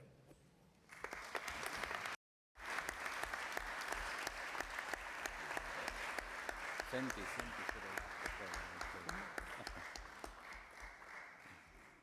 Grazie Eminenza. La parola a Rhodes David, Presidente Esecutivo Sky News Group, United Kingdom. Eminenza, come lei ha detto, out of crisis comes opportunity, right? And so thank you on behalf of the many Sky News journalists all around the world e I miei 200 colleghi di TG24 qui in Italia. Molti ringraziamenti a Sua Santità Papa Leone, a Padre Enzo Fortunato, a Sua Eminenza Reverendissima, a tutti nella Santa Sede. È un piacere essere qui con voi oggi. I'm David Rhodes, Executive Chairman of Sky News, based in London for the American media company Comcast NBC Universal, and I think that for today's session, I go back to comments that His Holiness Papa Leone made to other representatives of us in the media just days after his election this year. He said he wanted to reiterate the Church's solidarity with journalists who are imprisoned for seeking to report the truth, and to ask for the release of these imprisoned journalists. The Holy Father went on to call on all of us to safeguard the precious gift of free speech and of the press. We greatly appreciate the solidarity of the Holy Father and of the whole Church with journalists unfairly imprisoned or otherwise detained, or worse, for simply trying to report the truth, to do their jobs. And it's important that we continue to rank freedom of the press alongside freedom of speech among our gifts that need protecting, because, I would argue, one cannot exist without the other. I mean, simply stated, it's our job to check things out. things are freely expressed, and we are free to check those things out. Also to convey events as they are, and not as we might like them to be. And I will admit this complicates the conference's call for disarmament. Right here on the European continent, we have colleagues covering a hot war that is well into its third year. And in situations like that, the disarmament of language is difficult to match with the lack of disarmament of conflict. At the same time, we must consider all of us, and I think the proceedings demand some introspection, whether, as a profession, we have upheld completely consistently our best and most transparent values. There have been journalistic failures, and when journalism fails, we enable bad actors who would constrain these gifts that we have been given. Good hygiene, transparency can help renew confidence in our work. Technology is dramatically disrupting the way people search for news, but the old ways, too, were not necessarily good. At Sky, we see AI as potentially a reset which can support quality and citation and brand. Equally, we do see peril if we repeat the errors of past technology transitions, and there have been many such transitions and many errors made. But ultimately, there is an opportunity in this moment for quality. The Holy Father also said in those same remarks that we are living in times that are both difficult to navigate and recount. And of course, that is when these principles are most important, in difficult times. Personally, in those times, I would go to Paul's letter to the Romans, the apostle saying, "Bless them which persecute you, bless and curse not," and going on to call on the Romans, us, to provide things honest in the sight of all. Now more than ever, we need to act with the greatest care and honesty and with great confidence, facing the public and the people we cover. And so thank you again for providing us this forum today.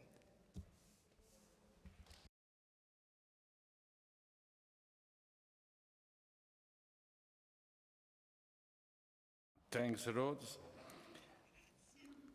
Now, Shiab Hayewa, giornalista e cofondatrice Narasi TV Indonesia. Assalamu alaikum. Distinguished colleagues, friends, fellow seekers of truth. It is an honor as an Indonesian journalist to join this gathering. Indonesia, the world's third largest democracy and the largest Muslim majority nation, is home to 270 million people whose unity in diversity is extraordinary, and where journalism is not abstract but essential to balance between difference and dialogue. Let me begin with a memory. In 2004, I'm still a young journalist. I stood in the midst of the devastations of the Aceh tsunami that took hundreds of thousands of lives. I saw loss everywhere. Yet in the grief, I also saw small acts of courage, survivors finding hope in fragile stories, shared on battered phones, spoken gently from person to person. In that moment, journalism was no longer about headlines, but about holding hands in darkness. For 2 decades, I have listened to stories, some whispered in fears, some shouted in protest, all longing to be seen and respected. These voices remind me that journalism is not only about facts, it is about people. To practice journalism with a human face is to protect people's dignity, even when it's hard, and to resist mere sensationalism, even when outrage brings clicks. It is to lift voices long overlooked, so every story can bring us closer, and rebuild trust. But today, this task is harder than ever. Digital platforms amplify anger, spread lies, and profit from division. Conspiracy theories poison families. Disinformation corrupts elections, and hate speech sets communities on fire, while deepfakes blur what is real and slowly break our trust. Yet I have also seen the opposite. In Indonesia, young people fact-check politicians live and take to the street demanding transparency and accountability. Communities mobilize relief faster than governments. Climate activists connect across borders with speed no states can match. In Indonesia and across the world, citizens are reclaiming their power, using their voices not to divide but to unite. And I think this is the lesson. Technology is not our master. What matters is how we choose to use words, not to divide but to heal, not to wound but to restore, not to inflame but to bring us closer. As artificial intelligence reshape our world, that becomes even more urgent. In an age where machine can create words, images, even whole realities, our humanity must stay at the center. Technology may mimic our voices, but it cannot feel. It cannot listen with compassion. It cannot hold hand in darkness. It cannot look into another's eyes and recognize dignity. It cannot choose love over indifference. That remains and will always remain our human task. And it is from this belief in our shared humanity that I return to the place that shaped me, Indonesia. On our program, Mata Najwa, leaders share the stage with citizens in encounters of accountability and empathy. And when leaders refuse to attend, the empty chair left for them speaks as loudly as any voice, reminding us that absence and silence must also be named in public. On our program, Shihab and Shihab, I sit with my father, Quraish Shihab, a leading Quranic scholar. His Islamic teachings and dialogue that he nurtured across faiths shows me that diversity is not a threat to belief, but is living proof. To encounter the other is to encounter ourselves, and diversity is not a barrier, but a bridge. Through our Narasi community with more than 300,000 members across Indonesia, journalism moves beyond the newsroom into daily life. We run literacy workshops, digital safety campaigns, and youth empowerment. And through our digital channels reaching millions each day, we strive to nurture the same spirit of dialogue, accountability, and empathy, even on the platforms that so often fuel division. These experiences point to urgent steps we must take together as global media community to make information an instrument of fraternity. We must safeguard independent media from political and commercial capture and nurture media literacy so citizens can stand firm against disinformation.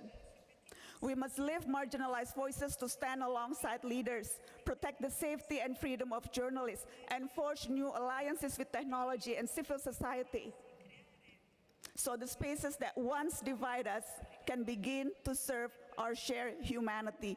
And these are not idealistic hopes.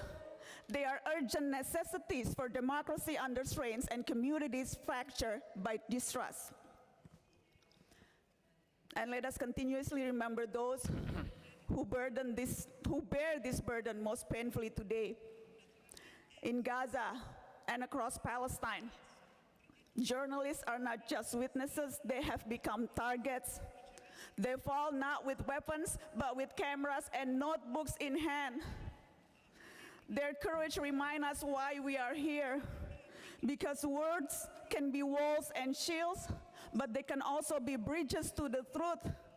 They can destroy, but they can also defend dignity and humanity. To honor them is to honor the principle that lies at the heart of this gathering. As Pope Leo XIV reminds us, before being believers, we are called to be human. Before being anything else, we are called to be human. We need to remind the world that journalism too can be an act of love. There is no greater power than fraternity. Thank you. Assalamu alaikum.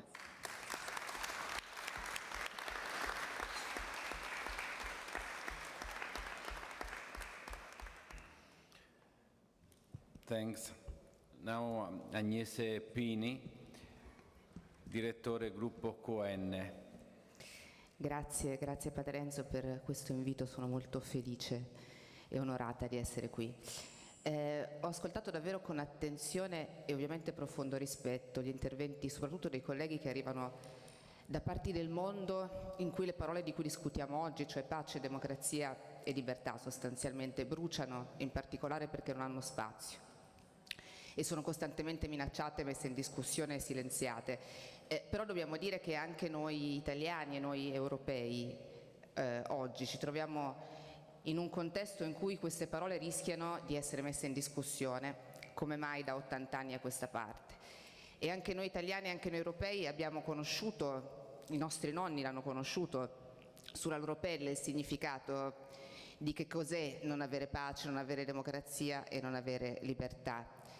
E oggi appunto per la prima volta da 80 anni a questa parte ci troviamo di nuovo in un piano inclinato della storia in cui queste parole rischiamo di perderle, perché mai come oggi l'Italia e dunque l'Europa si sono trovate sole, smarrite e fragili, circondate da una insensata guerra commerciale a ovest e da un'altrettanto insensata e orrenda guerra a est, ai nostri confini.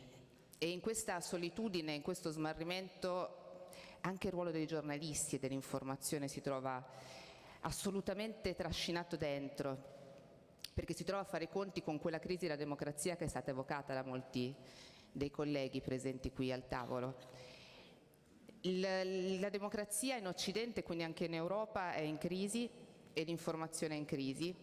E siccome i grandi cambiamenti della storia non avvengono mai in poche ore, ma sempre per piccoli smottamenti che durano per degli anni, solo che noi non ce ne accorgiamo subito, è interessante notare come la grande crisi del sistema dell'informazione tradizionale, almeno nel mondo libero e occidentale, è iniziato circa 20 anni fa e può coincidere più o meno con l'inizio del lento declino, della lenta crisi delle democrazie che arriva oggi a vedere il più importante presidente di una democrazia mondiale teorizzare la possibilità di superare la democrazia come sistema politico valido. Le due cose stanno insieme perché lo sappiamo che la democrazia senza informazione non può esistere. La democrazia ha bisogno dell'informazione per stare in piedi perché ha bisogno di una parte terza che faccia da filtro tra il potere e il popolo, altrimenti abbiamo potenti che parlano dai balconi o che parlano da Facebook ma non cambia. E allo stesso modo l'informazione ha bisogno della democrazia per potersi dire libera. Mi ha colpito nel suo intervento Sergio Davila, ha citato, visto il contesto, una frase bellissima che conoscete tutti del Vangelo di Giovanni, la verità vi rende liberi, e mi sono chiesta però in che modo, per chi fa il nostro mestiere, la verità ci rende liberi, visto che chi fa il giornalista non pensa ovviamente a una libertà fideistica o di fede, ma a una libertà che attiene appunto al nostro mestiere. E credo che l'unico modo con cui il giornalismo possa praticare una libertà che abbia dentro di sé la verità, una verità che possa portare alla libertà, sia non tanto attraverso le risposte che noi cerchiamo, ma attraverso le domande che sappiamo fare. Lo spazio della libertà che abbiamo è nel coraggio delle domande che sappiamo fare. Noi sappiamo che esistono domande vere e quando le domande vere sono vere lo sappiamo, lo ricordava Maria Ressa poco fa, si arriva a perdere perfino la libertà personale, si arriva a essere incarcerati, condannati e perseguitati quando si fanno domande vere, ma è solo nella domanda vera, nel coraggio della domanda vera, che noi possiamo esprimerci come esseri umani liberi e quindi come esseri umani che hanno una dignità. Il potere del giornalismo è fare le domande vere. Sappiamo quanto è difficile, io non ci riesco sempre a farle perché ne ho paura, come tutti. Ma è solo lì che si esprime il margine della nostra coscienza, come ci ricordava il Cardinale Gambetti poco fa. Ed è solo lì che possiamo appunto diventare liberi. Mi è piaciuto molto anche quello che ha detto Jérôme Fenoglio sul fatto che la libertà non si proclama ma si organizza. Ed è proprio così. Noi spesso la proclamiamo ma non la sappiamo organizzare. E per organizzare la libertà della nostra informazione in un momento in cui l'informazione è così tanto in crisi, come la democrazia, non si può prescindere non soltanto dal sostegno dell'opinione pubblica, ma dal sostegno di una politica consapevole, che c'è un'informazione in crisi perché c'è una democrazia in crisi. E io continuo sempre a restare abbastanza inorridita quando sento qualche politico che festeggia per la chiusura di un giornale o per la crisi dell'informazione, perché non si rende conto che nel momento in cui un giornale è in crisi anche il suo essere un politico libero dentro una democrazia libera. E spero che si possa ripartire da qui, da questa consapevolezza che c'è sempre meno, e in un mondo sempre più stretto e che a me fa sempre più paura, onestamente.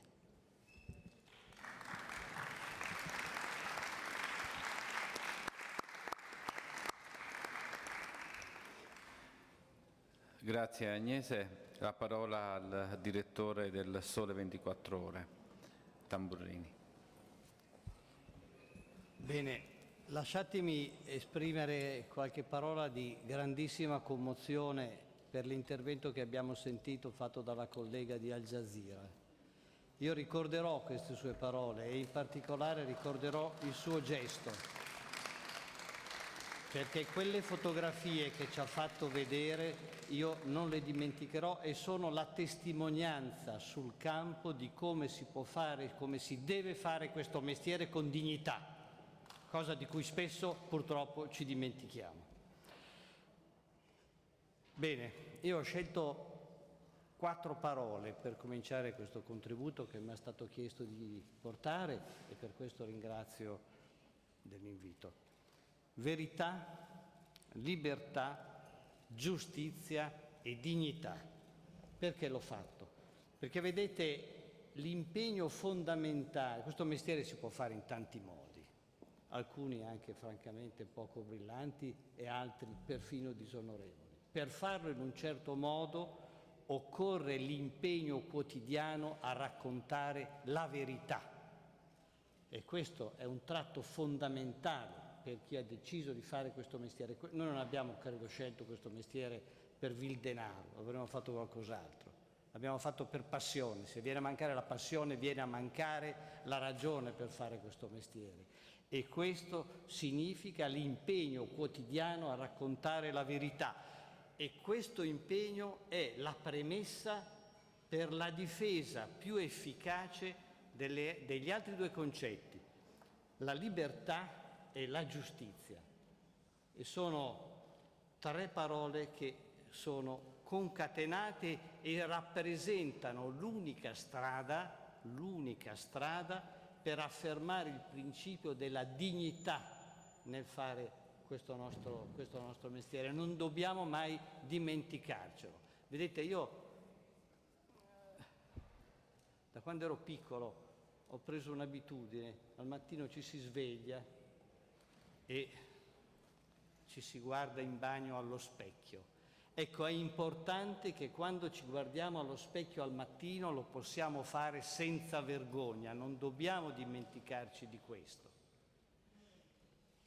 È stato detto che ognuno nella vita fa delle cose positive e fa anche degli errori. Il bilancio positivo di una vita è se il 70% delle cose che facciamo hanno una positività. Bene, io ogni mattina mi chiedo se il giorno prima quello che ho fatto va inserito, va catalogato nel 70% di positività. Vi invito a farlo anche voi.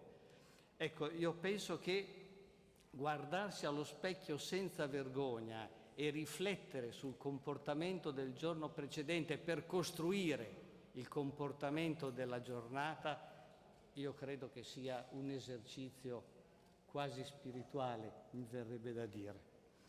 Ecco, io penso anche che per quanto riguarda il nostro mestiere, il mestiere dei giornalisti,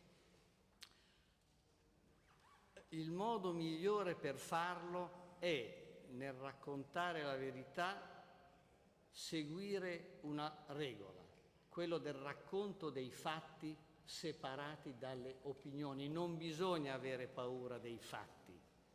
Purtroppo, aggiungo anche, che nell'esercizio di questa nostra professione, che può essere straordinaria, ma anche non tanto, ma anche può avere anche dei risvolti di negatività forti, sia il racconto dei fatti separato dalle opinioni e non la curvatura dei fatti in funzione delle opinioni. Questo per i giornalisti è un peccato grave e io penso che bisogna rifuggire da questo peccato grave. Ecco, è giustificata la domanda, ma esiste davvero l'oggettività dei fatti? Qui la risposta può essere di carattere filosofico, ideologico. Al di là della risposta che si dà, se ne può discutere, deve esserci uno sforzo comunque quotidiano, quello di ricercare la verità dei fatti e raccontarla nel modo migliore possibile ai lettori. Questo è uno sforzo che comunque deve essere fatto. Ecco, io penso che viviamo in un'epoca in cui la nostra testimonianza, la testimonianza che possiamo dare come giornalisti, può essere davvero molto importante, per due buone ragioni, per due ragioni principali. La prima, lo ha ricordato il Presidente Mattarella nei giorni scorsi, non c'è consapevolezza diffusa del momento che stiamo attraversando. Guardate che 60 guerre nel mondo, l'espressione non l'ho battezzata io, è stata di Padre Francesco nel 2015, il mondo sta andando verso la terza guerra mondiale. Io personalmente, non so voi, pensavo che fosse un po' fossero parole da Papa, che forzasse un po' la mano, che non fosse davvero così. Mi sono accorto che invece aveva ragione. 10 anni fa ha anticipato quella che è la realtà di oggi e guardate che la storia insegna che quando si creano certe condizioni poi le situazioni possono sfuggire di mano. Guardate per esempio, ed è uno dei tanti esempi che possono essere fatti, che cosa è successo nella Prima Guerra Mondiale. Noi oggi siamo in quella situazione e quindi è necessario agire con assoluta determinazione nel fare il nostro mestiere per affermare un principio, che la forza non deve prevalere sulla ragione e sul rispetto dei diritti. Questo è il lavoro che noi dobbiamo impegnarci a fare e questo deve essere l'essenza oggi del nostro modo di fare i giornalisti. È vero che la storia la scrivono i vincitori, ma spesso la storia insegna che certe vittorie possono essere vittorie di Pirro. Ecco, noi dobbiamo avere la forza di raccontare anche perché certe vittorie che possono sembrare, visto la sproporzione della forza in campo, e questo vale per l'Ucraina ma vale anche per Gaza, per la striscia di Gaza e il Medio Oriente, possono risultare e risulteranno delle vittorie di Pirro.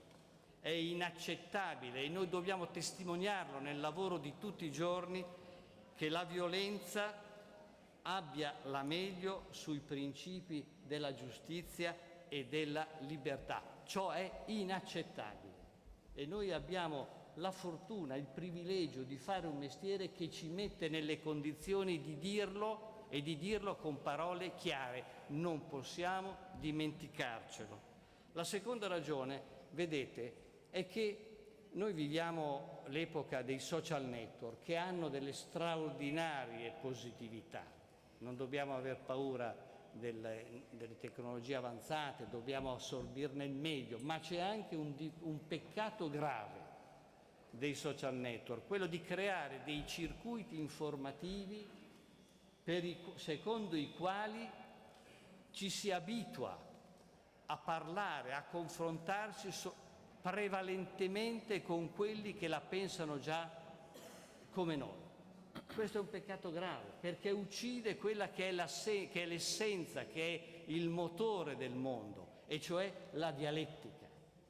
Noi dobbiamo, come giornalisti, invece sforzarsi, lo dicevo prima, di raccontare i fatti separati dalle opinioni, ma di raccontare anche le opinioni contrapposte, di cui, ripeto, non bisogna avere paura. I social network creano circuiti informativi in cui ci si confronta prevalentemente con quelli che la pensano già come noi. E non va bene. È un errore, ripeto, straordinariamente grave. Bisogna recuperare il valore della dialettica. Ecco perché la frase, a me è piaciuta molto, quella che è stata scelta dagli organizzatori di questo incontro: disarmare le parole per disarmare il mondo. Quindi non urlare, ma confrontarsi, credere nella dialettica e non nella sopraffazione. Non pacifismo ad ogni costo, ma avere come faro la necessità di lavorare per una vita pacifica, contro la brutalità delle armi che oggi sta prevalendo, e noi dobbiamo essere in prima fila come giornalisti per cercare di portare acqua esattamente a principi opposti. Serve per questo un giornalismo che abbia come regola generale fondamentale il racconto dei fatti, il rispetto della vita, in cui le parole servano per costruire ponti, e non ponti immaginari, ma ponti veri, perché soltanto costruendo ponti veri si può rifuggire da un errore che sarebbe fatale al mondo in un'epoca di guerre atomiche. Perché se guerre ci saranno su scala mondiale, saranno guerre atomiche, e il mondo per tanti anni ha vissuto in pace perché era forte il ricordo di Hiroshima, di Nagasaki, di quello che potevano, dei guasti, degli orrori che potevano nascere dalle armi atomiche. Ma dopo quasi 80 anni il mondo se ne è dimenticato, e noi abbiamo il dovere di ricordarglielo tutti i giorni.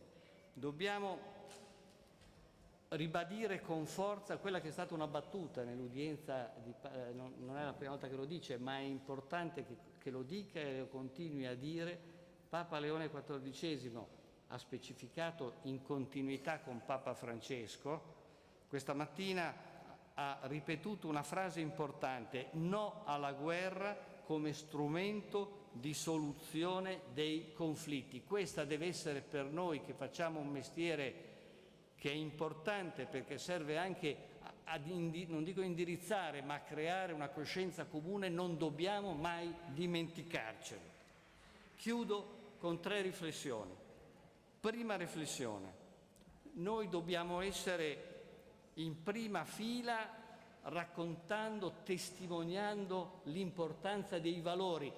Il tramonto delle ideologie ha ucciso i valori, e noi dobbiamo invece, io credo, dare il massimo dei contributi possibili per ricostruire un sistema di valori. Secondo, i bambini, tutti i bambini, nascono per essere felici, e anche questo noi dobbiamo ricordarlo tutti i giorni, non per essere uccisi o martoriati.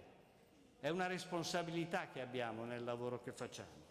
Terzo e ultimo, ricordiamoci di queste parole: le guerre le decidono in pochi, ma muoiono in molti. È bene che i molti cominciano a riprendere la parola per evitare un disastro che può essere un disastro biblico. Grazie per l'attenzione. Thanks.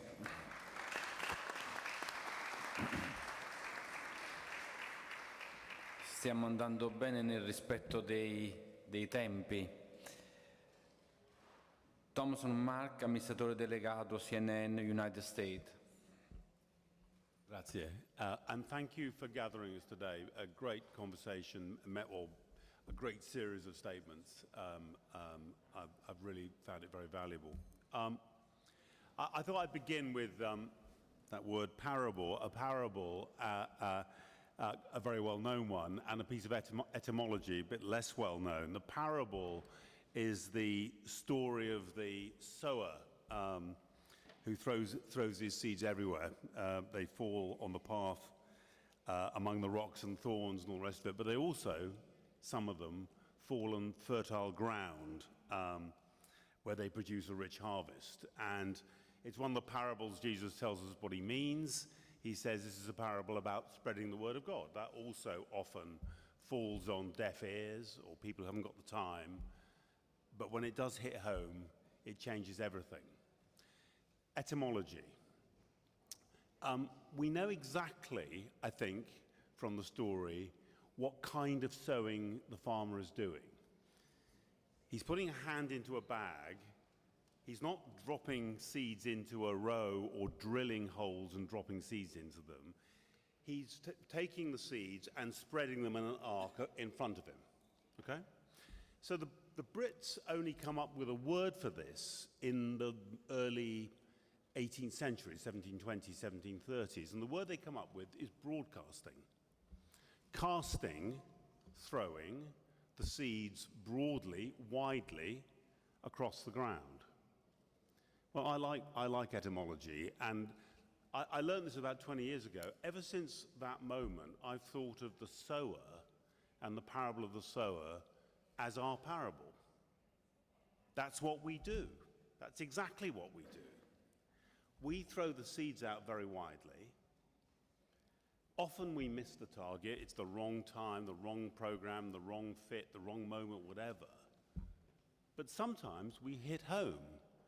And that point that Graham made, that fantastic, glorious motto of the BBC, nation shall speak peace unto nation, which, by the way, the authors of the motto are thinking of the prophets Micah and Isaiah there. This is a millennial peace brought about by broadcasting. That points us to what broadcasting at its best, it's often not at its best, but what at its best it can achieve, which is, it's not just about the truth. I mean, the truth is very important.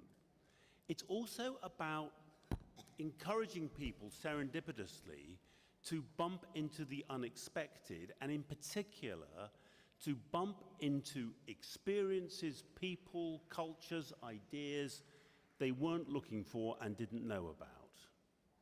So you learn how the other half lives.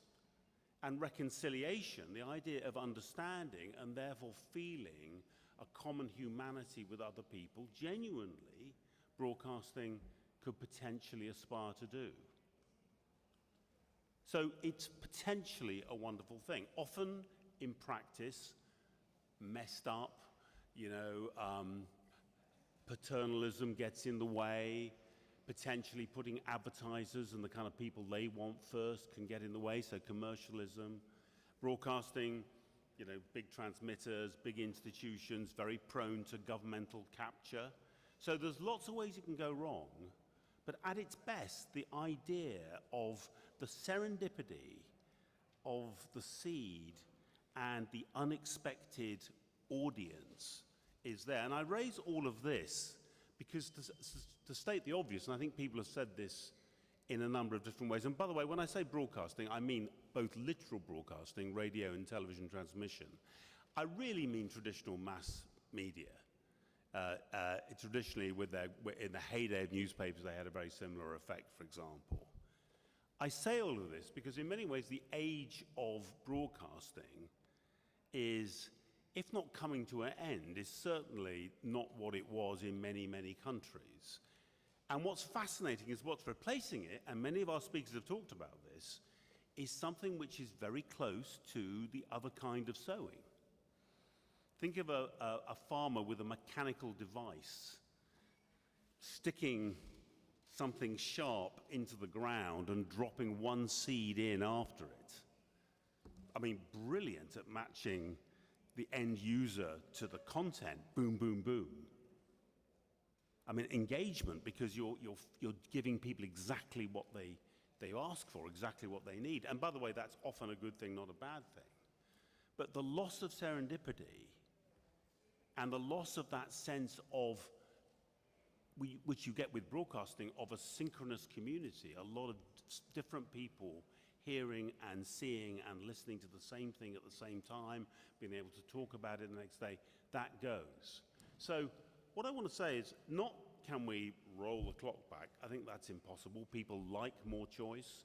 They love their devices. They love their phones. I mean, as you know, in the developing world, you see people who have nothing other than the phone. I mean, the phone seems to be their one possession.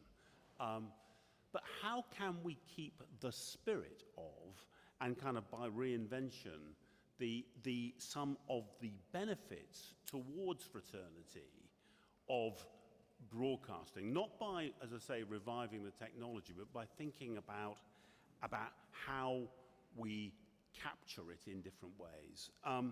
And I've got a few thoughts for you, not a complete list. The first one is, let's not give up on the audience. I often hear people in traditional media basically with a kind of cultural pessimism about whether there is still an audience for high quality content and for international documentary or for arts or for education of almost any kind. I've a passionate personal belief that they're out there, that there are literally billions of people on this planet who would like to understand more about their world, and who the fertile ground, in other words, is there. It's kind of hard to hit, and you have to try to hit it, as it were. But I believe that belief in the possibility of fraternity, which is a humanistic belief in human nature, actually, and the positivity of human nature, and a natural, innate. We have many, many qualities as creatures, but one of our qualities is a curiosity and fascination about other people, which can turn to hostility, but can potentially turn to respect, mutual understanding, and even love. And I think believing that people like that are out there and trying to find a way of reaching them, super important. Secondly, and we haven't heard enough about this today, I don't believe, Lampedusa, everything must change so everything stays the same. We need to really fundamentally dig down and think about how we're going to do this. It's going to be in entirely new ways. At CNN, we are literally trying to turn the thing upside down and try and figure out fundamental new ways of how do we get to news to people, how do we understand how they live, how they want what they get, how do we connect with them in that way.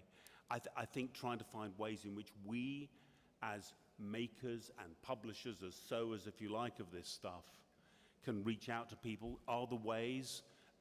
Maria's Matrix Protocol, I think, is a really interesting example of, it's typical of Maria, by the way, do it yourself, creating a potentially extensible global platform from kind of mission control in Manila to try and give not just Rappler and her company, but people all over the world a new way of connecting and achieving some of the goals of social media, but yourself, controlled by yourself and dedicated to truth and positivity.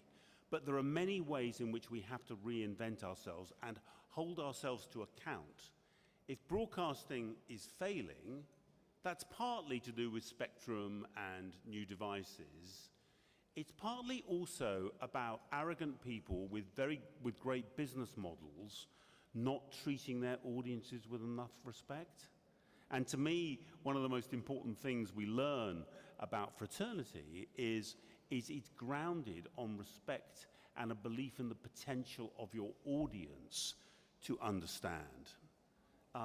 So radical change. Thirdly, many of us are being drawn, it's true at CNN, we launched a digital subscription model last year, and we'll be building it progressively, to move ourselves to a situation where we want end users to pay. Now, that's not a bad thing. Books have always been sold. Most newspapers were always sold. Somebody was expected to dip into their pocket and put some coins out. It's probably rather large notes now to get a physical newspaper. But I want to say that one of the great things about the internet and about digital has been the availability of free information. And I just say, even as we're thinking about how to get slightly more aggressive about insisting that people pay for the journalism that they consume, again, I've got a biblical and a kind of another seed-related idea, which is the biblical idea of the gleaners. The idea that once the reapers have taken the best of the crop, there's still some stuff out there. And if you remember in the Bible, Ruth is a gleaner. The gleaners then come and get and subsist on what's left. So, in practical terms, take your paywall down when there's a natural disaster or a very big news story. Think about metered models, for example, at the New York Times, as Joe knows so well. Not Joe. In other words, that you let people sample a lot of news before you actually insist that they pay. There are many ways in which we need to remain open in the spirit of broadcasting, even as the economics are forcing us, in a sense, to get realistic, because without business models, we can't make the thing play. Fourth point, particularly here in Western Europe, but it's in many other parts of the world as well, public service broadcasting matters. And even if the public service broadcasters are going to be as significantly digital as they're using free-to-air broadcasting, these are existing institutions explicitly, you heard about the BBC, committed to and held to account for socially valuable content. It's nuts to let them wither on the vine now. Now, there are many people who say you don't need them anymore because of digital. I would say if you look at, for example, journalism around the world, we need public service investment in journalism now more than ever. So I would just say support the institutions you've got. It's so much easier. I mean, reforming institutions is hard. Here we are. Trying to create a new institution to replace them is much, much harder. Also, I would say straightforwardly, we need public policy on AI, authoritarianism and the physical attack on journalism, but moreover, the attempt to capture and destroy journalism is very big. And finally, my last point, all of the issues we're talking here today are more serious and more fundamental in the global south, in the developing world, than they are in the north, where most people still have a choice. Maria and I are co-chair one effort to get, ultimately, we hope, hundreds of millions of dollars available to invest in socially positive, engaging, connecting journalism across the global south, a very ambitious plan. I would say whether you back that or back something else, thinking very hard about countries where there are genuine, complete deserts of the kind of media that helps achieve these goals is really important as well. Thank you.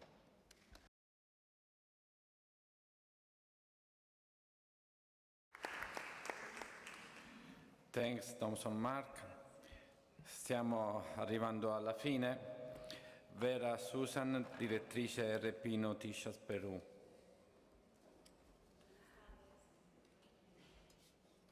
Buenas tardes. Gracias, Padre Enzo Fortunato. Gracias al Papa León XIV. Y bueno, gracias sobre todo porque nos permite compartir esta mesa de reflexión con mis colegas. Precisamente, justamente hablando de servicio público, yo quiero empezar hablando del medio de comunicación como un medio de servicio. Un medio de servicio que hace posible a quienes se sienten hace visible a quienes se sienten invisibles, contando sus historias para darles un rostro humano con el propósito de que puedan cerrar las brechas a necesidades básicas, que genere empatía y solidaridad, entendimiento, diálogo y escucha. El Perú es un país que siempre ha vivido al borde de la crisis, dijo en el libro Retrato de un país adolescente Luis Alberto Sánchez, intelectual, político y escritor peruano.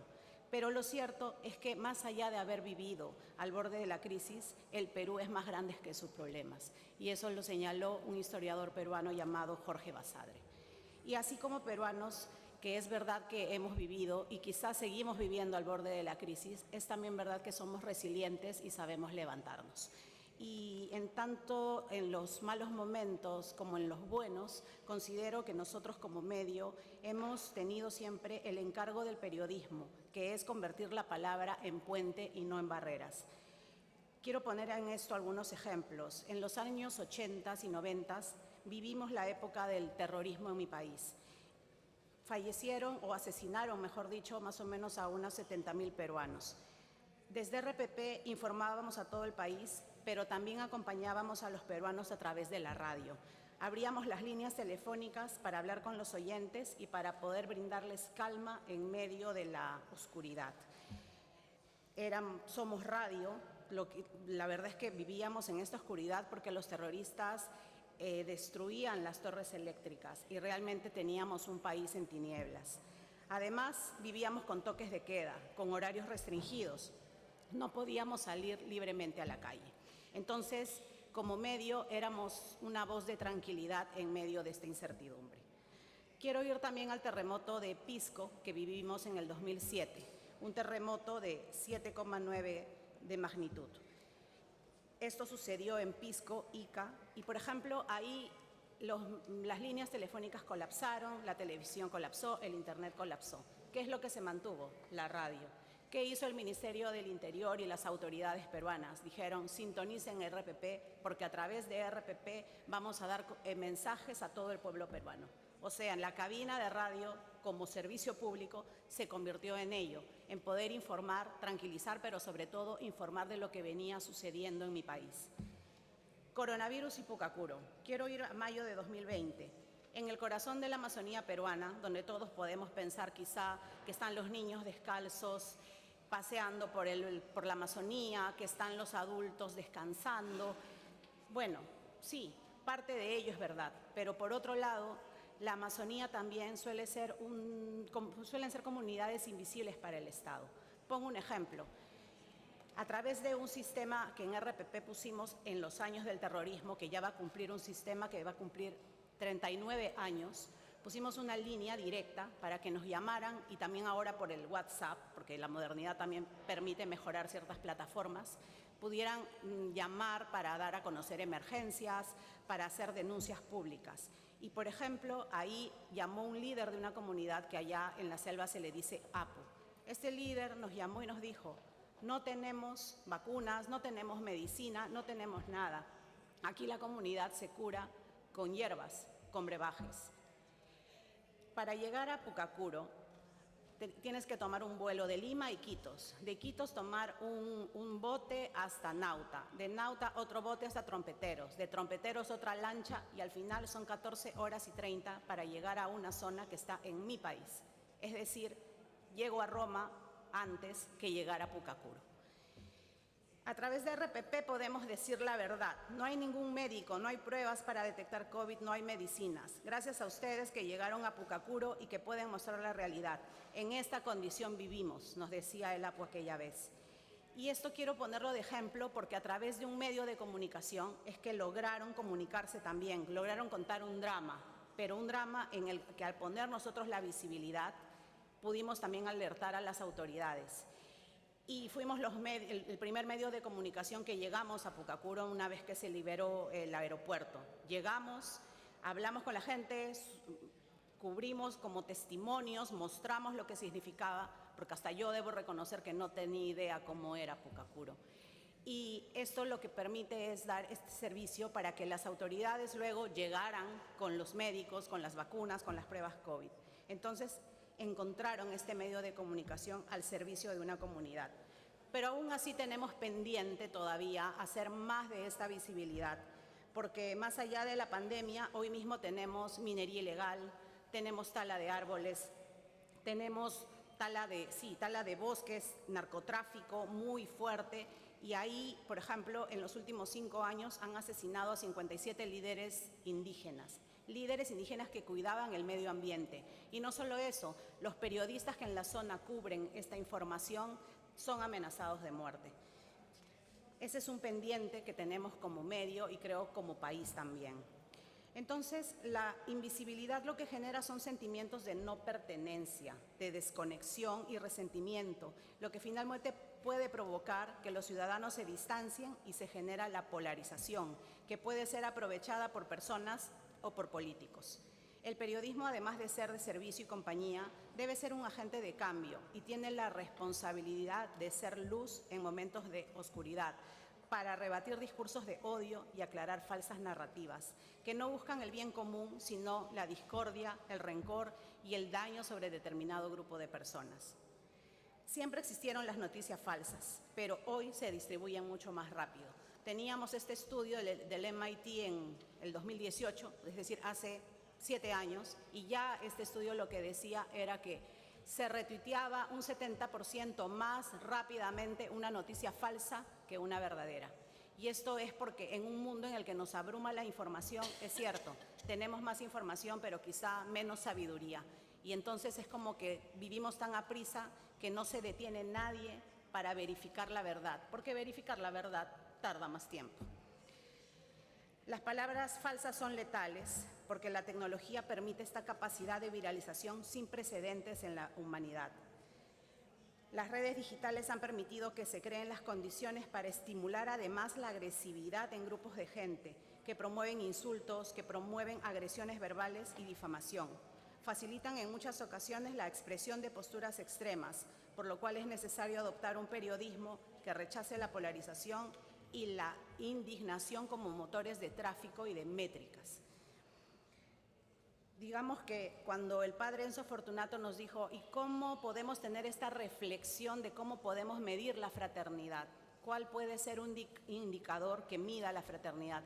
Pensaba quizás contamos nosotros como medio con esta plataforma que mencioné hace instantes, que existe desde hace 39 años, en la que se dan estas denuncias y que nosotros recibimos al mes unas 800 denuncias, que evidentemente no todas son verdaderas, algunas son muy pequeñitas de barrio, pero cuando salen casos bien especiales donde podemos acudir y generalmente es donde la autoridad no asiste. Creo que esa puede ser una métrica, es la reflexión a la que yo he llegado, de poner estos casos al aire y que llegue quienes tengan que llegar y hacerse responsables de esa comunidad.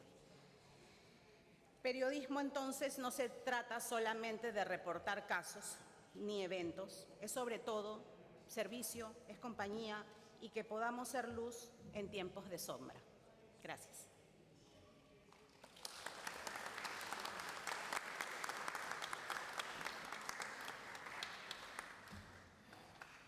Thanks, Susanna.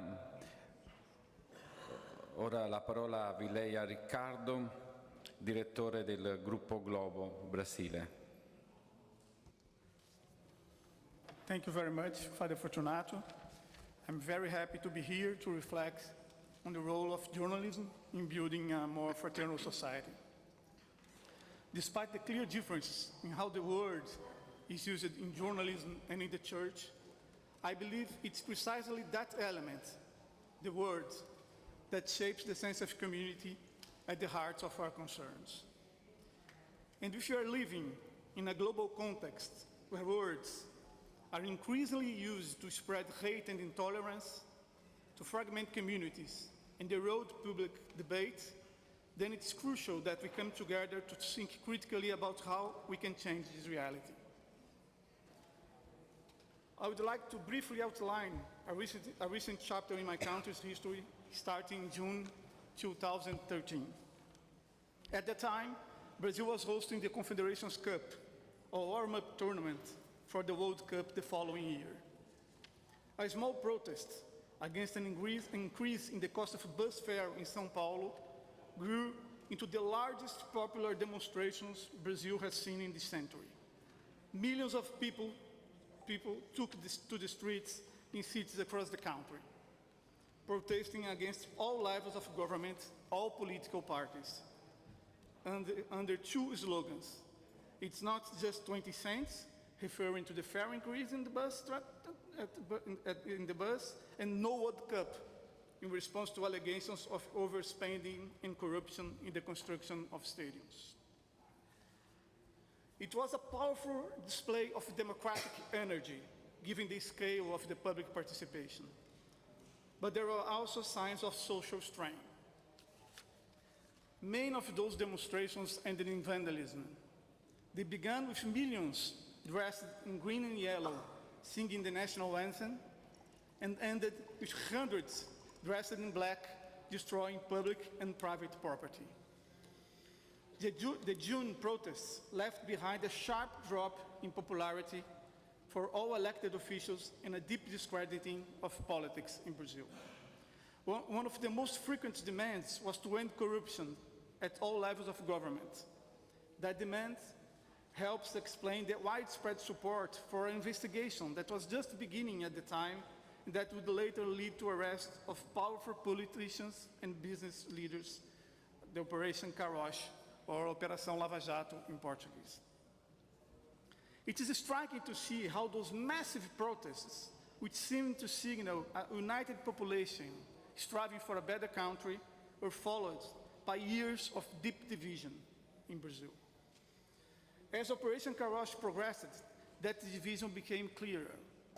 Half of the country saw the investigation as long-awaited justice, reaching the rich and the powerful, breaking the logic of a country that had always imprisoned the poor and ignored white-collar crime.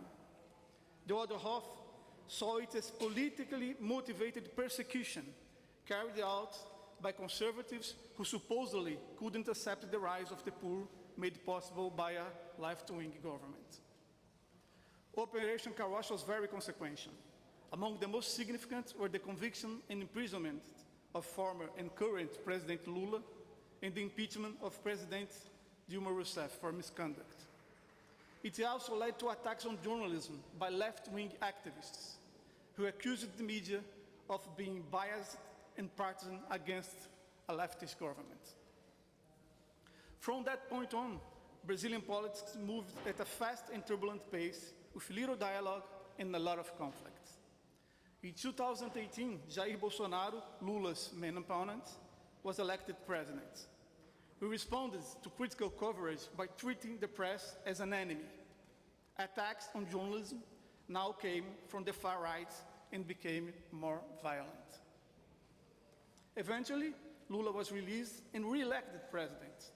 His former opponent is now in house arrest, convicted yesterday of attempting a coup.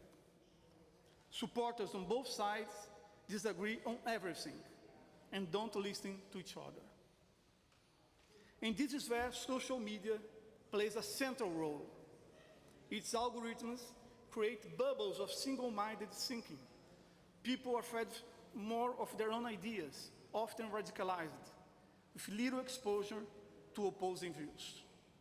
Those who think differently, those in the other bubble, are seen as opponents to destroy. This is exactly the opposite of what a free press at its best offers. Plural journalism that promotes dialogue around different ideas. In Brazil, as in many countries, attention to this kind of journalism has been declining, replaced by the dopamine hit of social media posts that confirm what people already believe. A lot of the damage to journalism's credibility is being done by extremist groups that have chosen traditional media, newspapers, radio, TV, as their enemies. Their strategy is to discredit these outlets so that they lose authority in reporting and verifying facts, and to replace them with a parallel reality, the so-called alternative facts. A study by NetLab at Federal University of Rio de Janeiro shows how this works. Here's a summary. Messages attacking a specific outlet or a journalist are first tested in small groups to see which ones have the most viral potential. Then, slightly different versions are spread to find the format that best fits the radical narrative. Based on those results, the message is launched to a wider audience. The next step is to keep the attack trending for as long as possible. The damage to reputation is done even if the facts are corrected later, because the algorithms don't deliver the corrections to the same bubble. Grupo Globo is celebrating 100 years of existence this year, in 2025. TV Globo broadcasts 10 hours of live journalism every day. And Globo News, our cable news channel, it's 24 hours a day. Our news website, G1, publishes 20,000 stories a month and reaches 50 million unique visitors. Our main newscast, Jornal Nacional, is watched by 30 million people every night. All of this content is produced according to editorial principles published in 2011. Allow me to read a short section that I think has a good definition of what we do. A media outlet practices journalism when its central purpose is to seek knowledge, produce understanding, and inform. An outlet whose primary goal is to persuade, attract followers, or defend a cause engaged in propaganda. One operates in the realm of knowledge, the other in the sphere of political and the ideological struggle.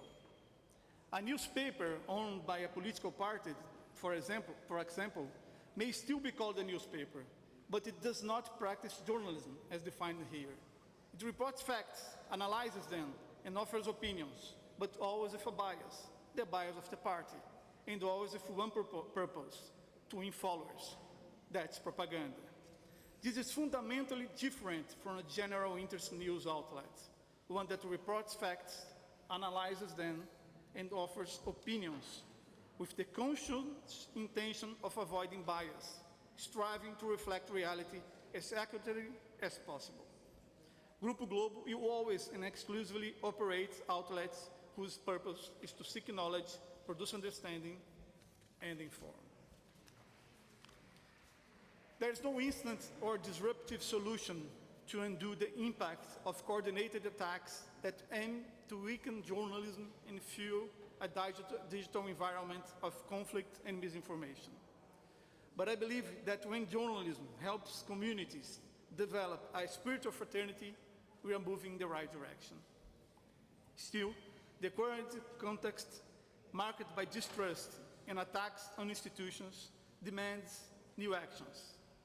I'd like to highlight a few in response to the questions posed to us.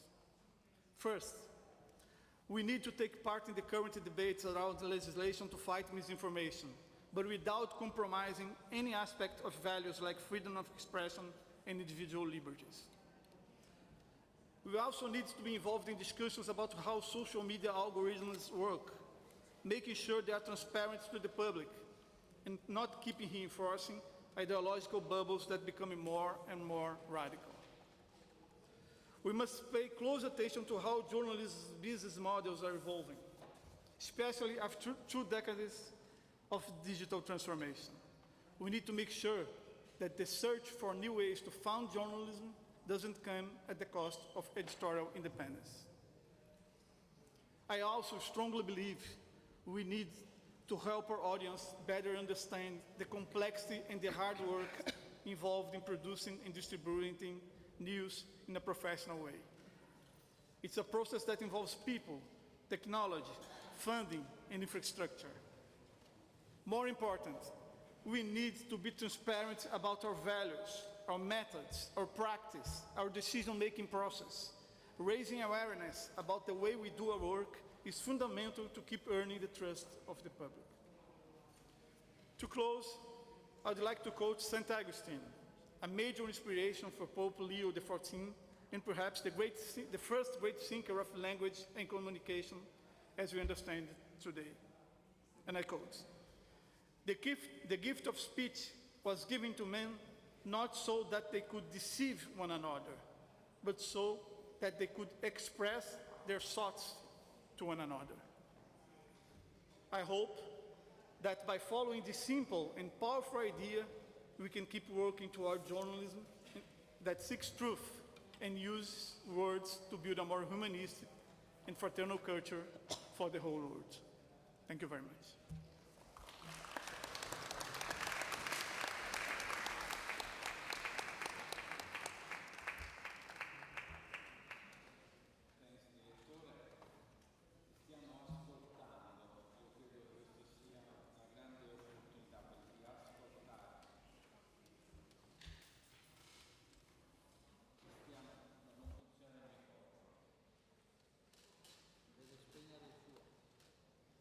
Ecco, sorry, ci stiamo ascoltando, credo che questo sia un grande momento di ascolto reciproco.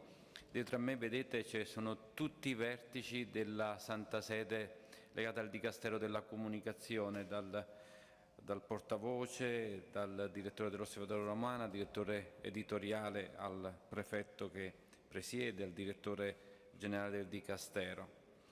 E la parola a te, Presidente Jay Wallans, Presidente and Executive Editor of Fox News, United States.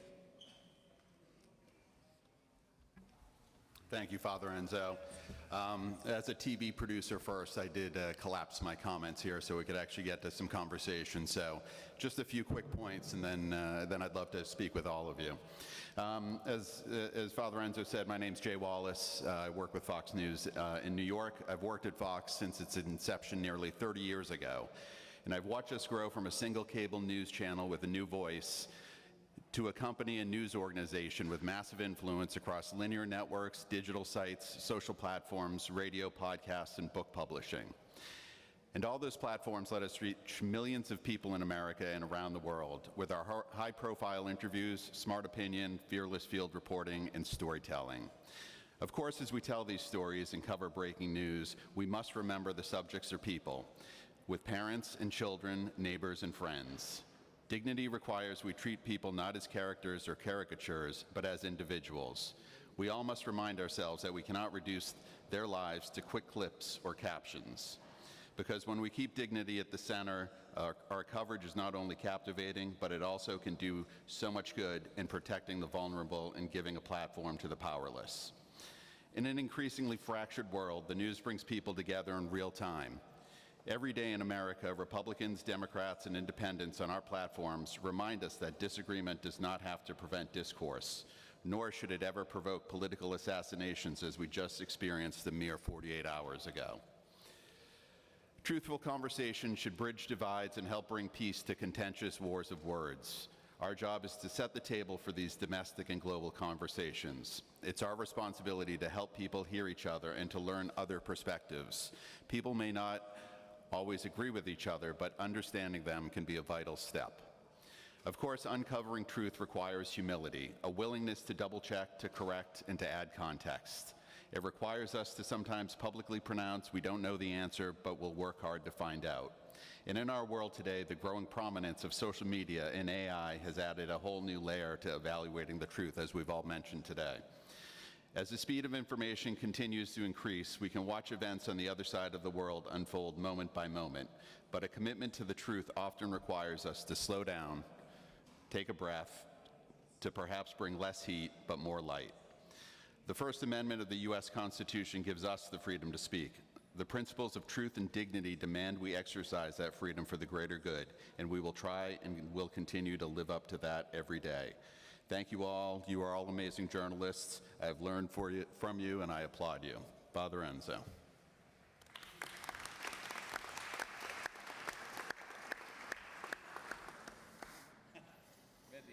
I kept it short. I wanted you to be able to ask some questions.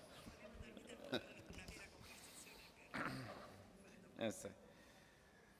Now there is one question from Richard Colleborn, BBC. No? It's okay?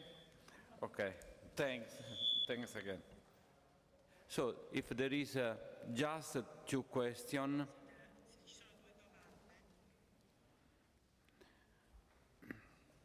also the director or the editor-in-chief for our colleague.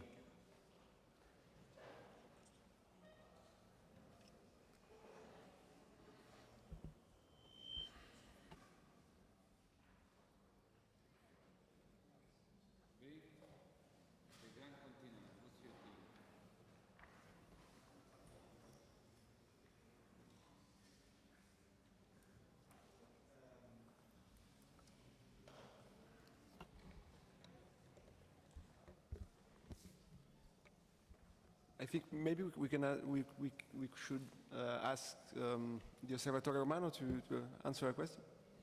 The editor of Osservatore Romano maybe want to say something. Possiamo dare la parola magari anche all'Osservatore Romano.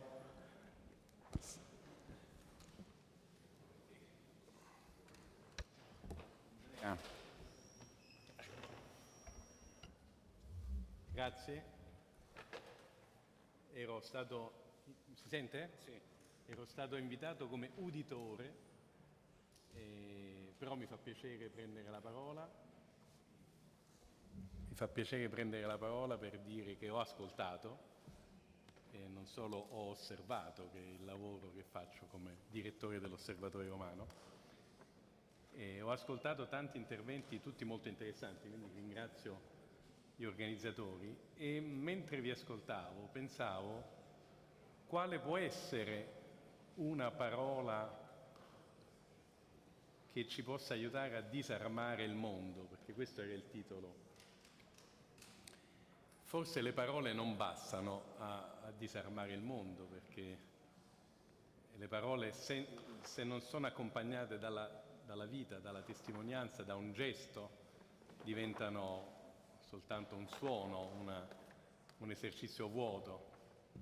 Però forse la parola che mi viene in mente, che può disarmare il mondo, è la parola perdono, è la parola misericordia. Io ti perdono. Quando io dico a un'altra persona io ti perdono, lo chiamo per nome e lo guardo negli occhi, perché appunto le parole non bastano, ci vuole come dire, il gesto fisico, la presenza fisica. Però io sto dicendo a una persona, nel momento in cui gli dico io ti perdono, gli sto dicendo tu vali molto di più delle tue azioni. Ecco, questo lo dico perché spesso nel giornalismo c'è la tentazione di inchiodare le persone come dire, alla aridità del fatto. Hai fatto questo, tu sei questo. Diceva Papa Francesco che bisogna superare la cultura dell'aggettivo per passare alla teologia del sostantivo. Dovremmo riuscire a guardarci in faccia e chiamarci per nome, conoscerci. E allora poter dire la parola io ti perdono. E chiudo ricordando quello che diceva una persona che non solo ha detto, ma ha fatto, ha vissuto questo, Nelson Mandela, che diceva l'arma più potente del mondo è il perdono. Papa Francesco è stato Papa per 12 anni e ha ripetuto ogni giorno di quei 12 anni una sola parola, misericordia. Il mondo ha bisogno di questo, è il fiume immaginario di cui un popolo sente il bisogno e dobbiamo trovare il modo non soltanto di spiegargli che non esiste, ma di capire la domanda che c'è di sete, di acqua e cercare di costruire insieme un ponte non immaginario ma reale. Il ponte vero, secondo me, è la capacità divina, ma l'uomo è capace di superare se stesso, di perdonare le offese ricevute, le ferite ricevute e creare un tessuto di fraternità. Grazie per questa occasione. Grazie a te, direttore.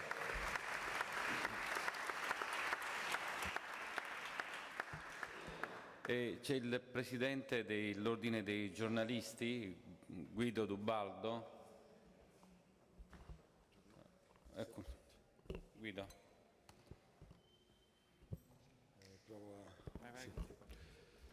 Sì, buonasera a tutti. Per me è un grande onore essere stato invitato a questo tavolo così prestigioso. Ringrazio Padre Enzo Fortunato, saluto i colleghi stranieri, i colleghi italiani e tutti gli altri relatori che hanno partecipato a questo interessantissimo incontro. Grazie. Oggi è stata una giornata importantissima e sono molto vicino alla collega di Al Jazeera perché non sono solo quelli morti, ma sono tantissimi morti, quasi 300 i morti che ci sono a Gaza e noi li abbiamo ricordati 3 giorni fa a Roma in una manifestazione in piazza, c'erano 300 persone e abbiamo detto basta con questo genocidio, con questo sterminio di giornalisti. Quelli che rimangono vivono in condizioni di carestia, rischiano la morte per fame e tutto questo è fatto perché si vuole spegnere la luce in quei territori, invece noi, i giornalisti, devono raccontare la verità, devono poter continuare a raccontare la verità e devono poter lasciare accese le luci, perché altrimenti a Gaza finisce tutto con il buio. E credo che questo sia un'importante manifestazione, perché la situazione è preoccupante, la situazione è preoccupante anche in Italia. L'Italia è retrocessa nella classifica delle nazioni per la libertà di stampa, retrocessa al 49esimo posto. Ci sono giornalisti che vivono sotto scorta e che sono privati della loro libertà per aver sempre illuminato i luoghi del malaffare nelle zone di mafia. E quindi è una situazione veramente preoccupante per tutto il nostro Paese e per la situazione dei giornalisti. E allora è importante che anche questa riflessione che abbiamo fatto oggi a questo tavolo possa dare il suo contributo. E sono contento che questo l'abbia organizzato Padre Enzo Fortunato, al quale mi lega un vincolo di grande amicizia, ma tutto è nato da una carta di Assisi che firmammo qualche anno fa ad Assisi, appunto, dove ricordavamo che le parole sono pietre, ma le parole, le pietre servono per costruire ponti e non per costruire muri. Grazie.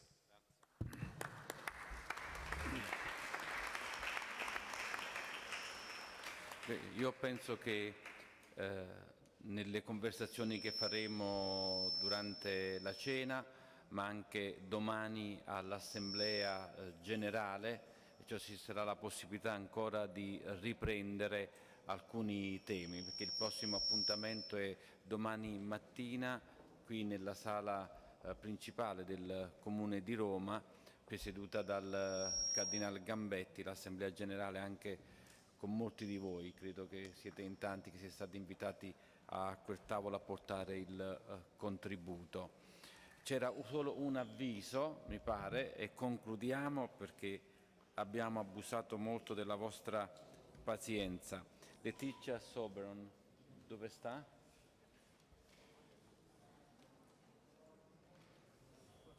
Letizia? Era giusto un avviso, un minuto. Sì, grazie. I want to invite you because we are a small new foundation focused on the human being. We are studying human being as person is, not as it should be. And we are promoting with the Fratelli Tutti Foundation a symposium about deconstructing the enemy, because there are no natural enemies. Enemies are constructed by personal interest, and we are focusing on how mass media and also influencers and persons in social media can help to deconstruct enemies everywhere. So we are inviting you. We will be here to give you more information.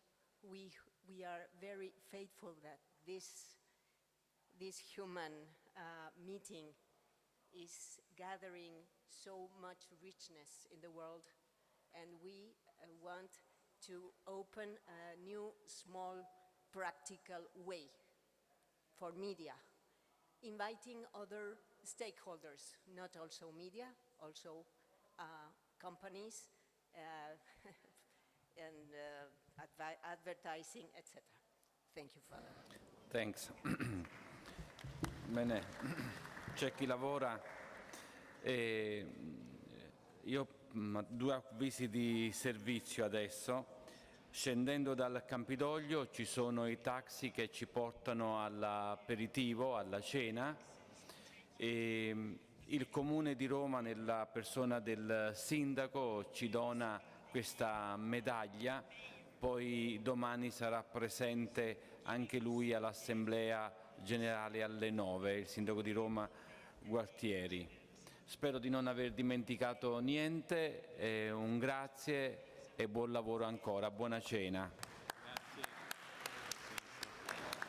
Andiamo avanti, eccoci qui.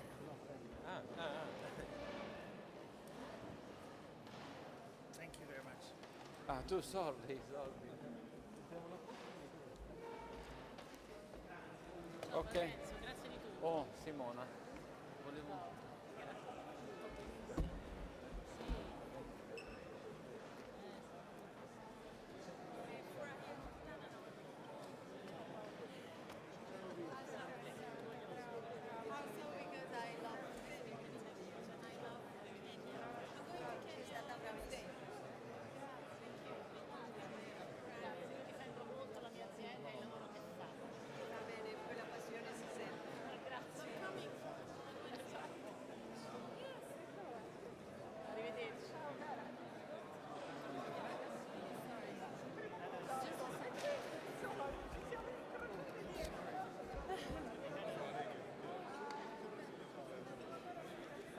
bambino tuo che stava qua a terra rossa.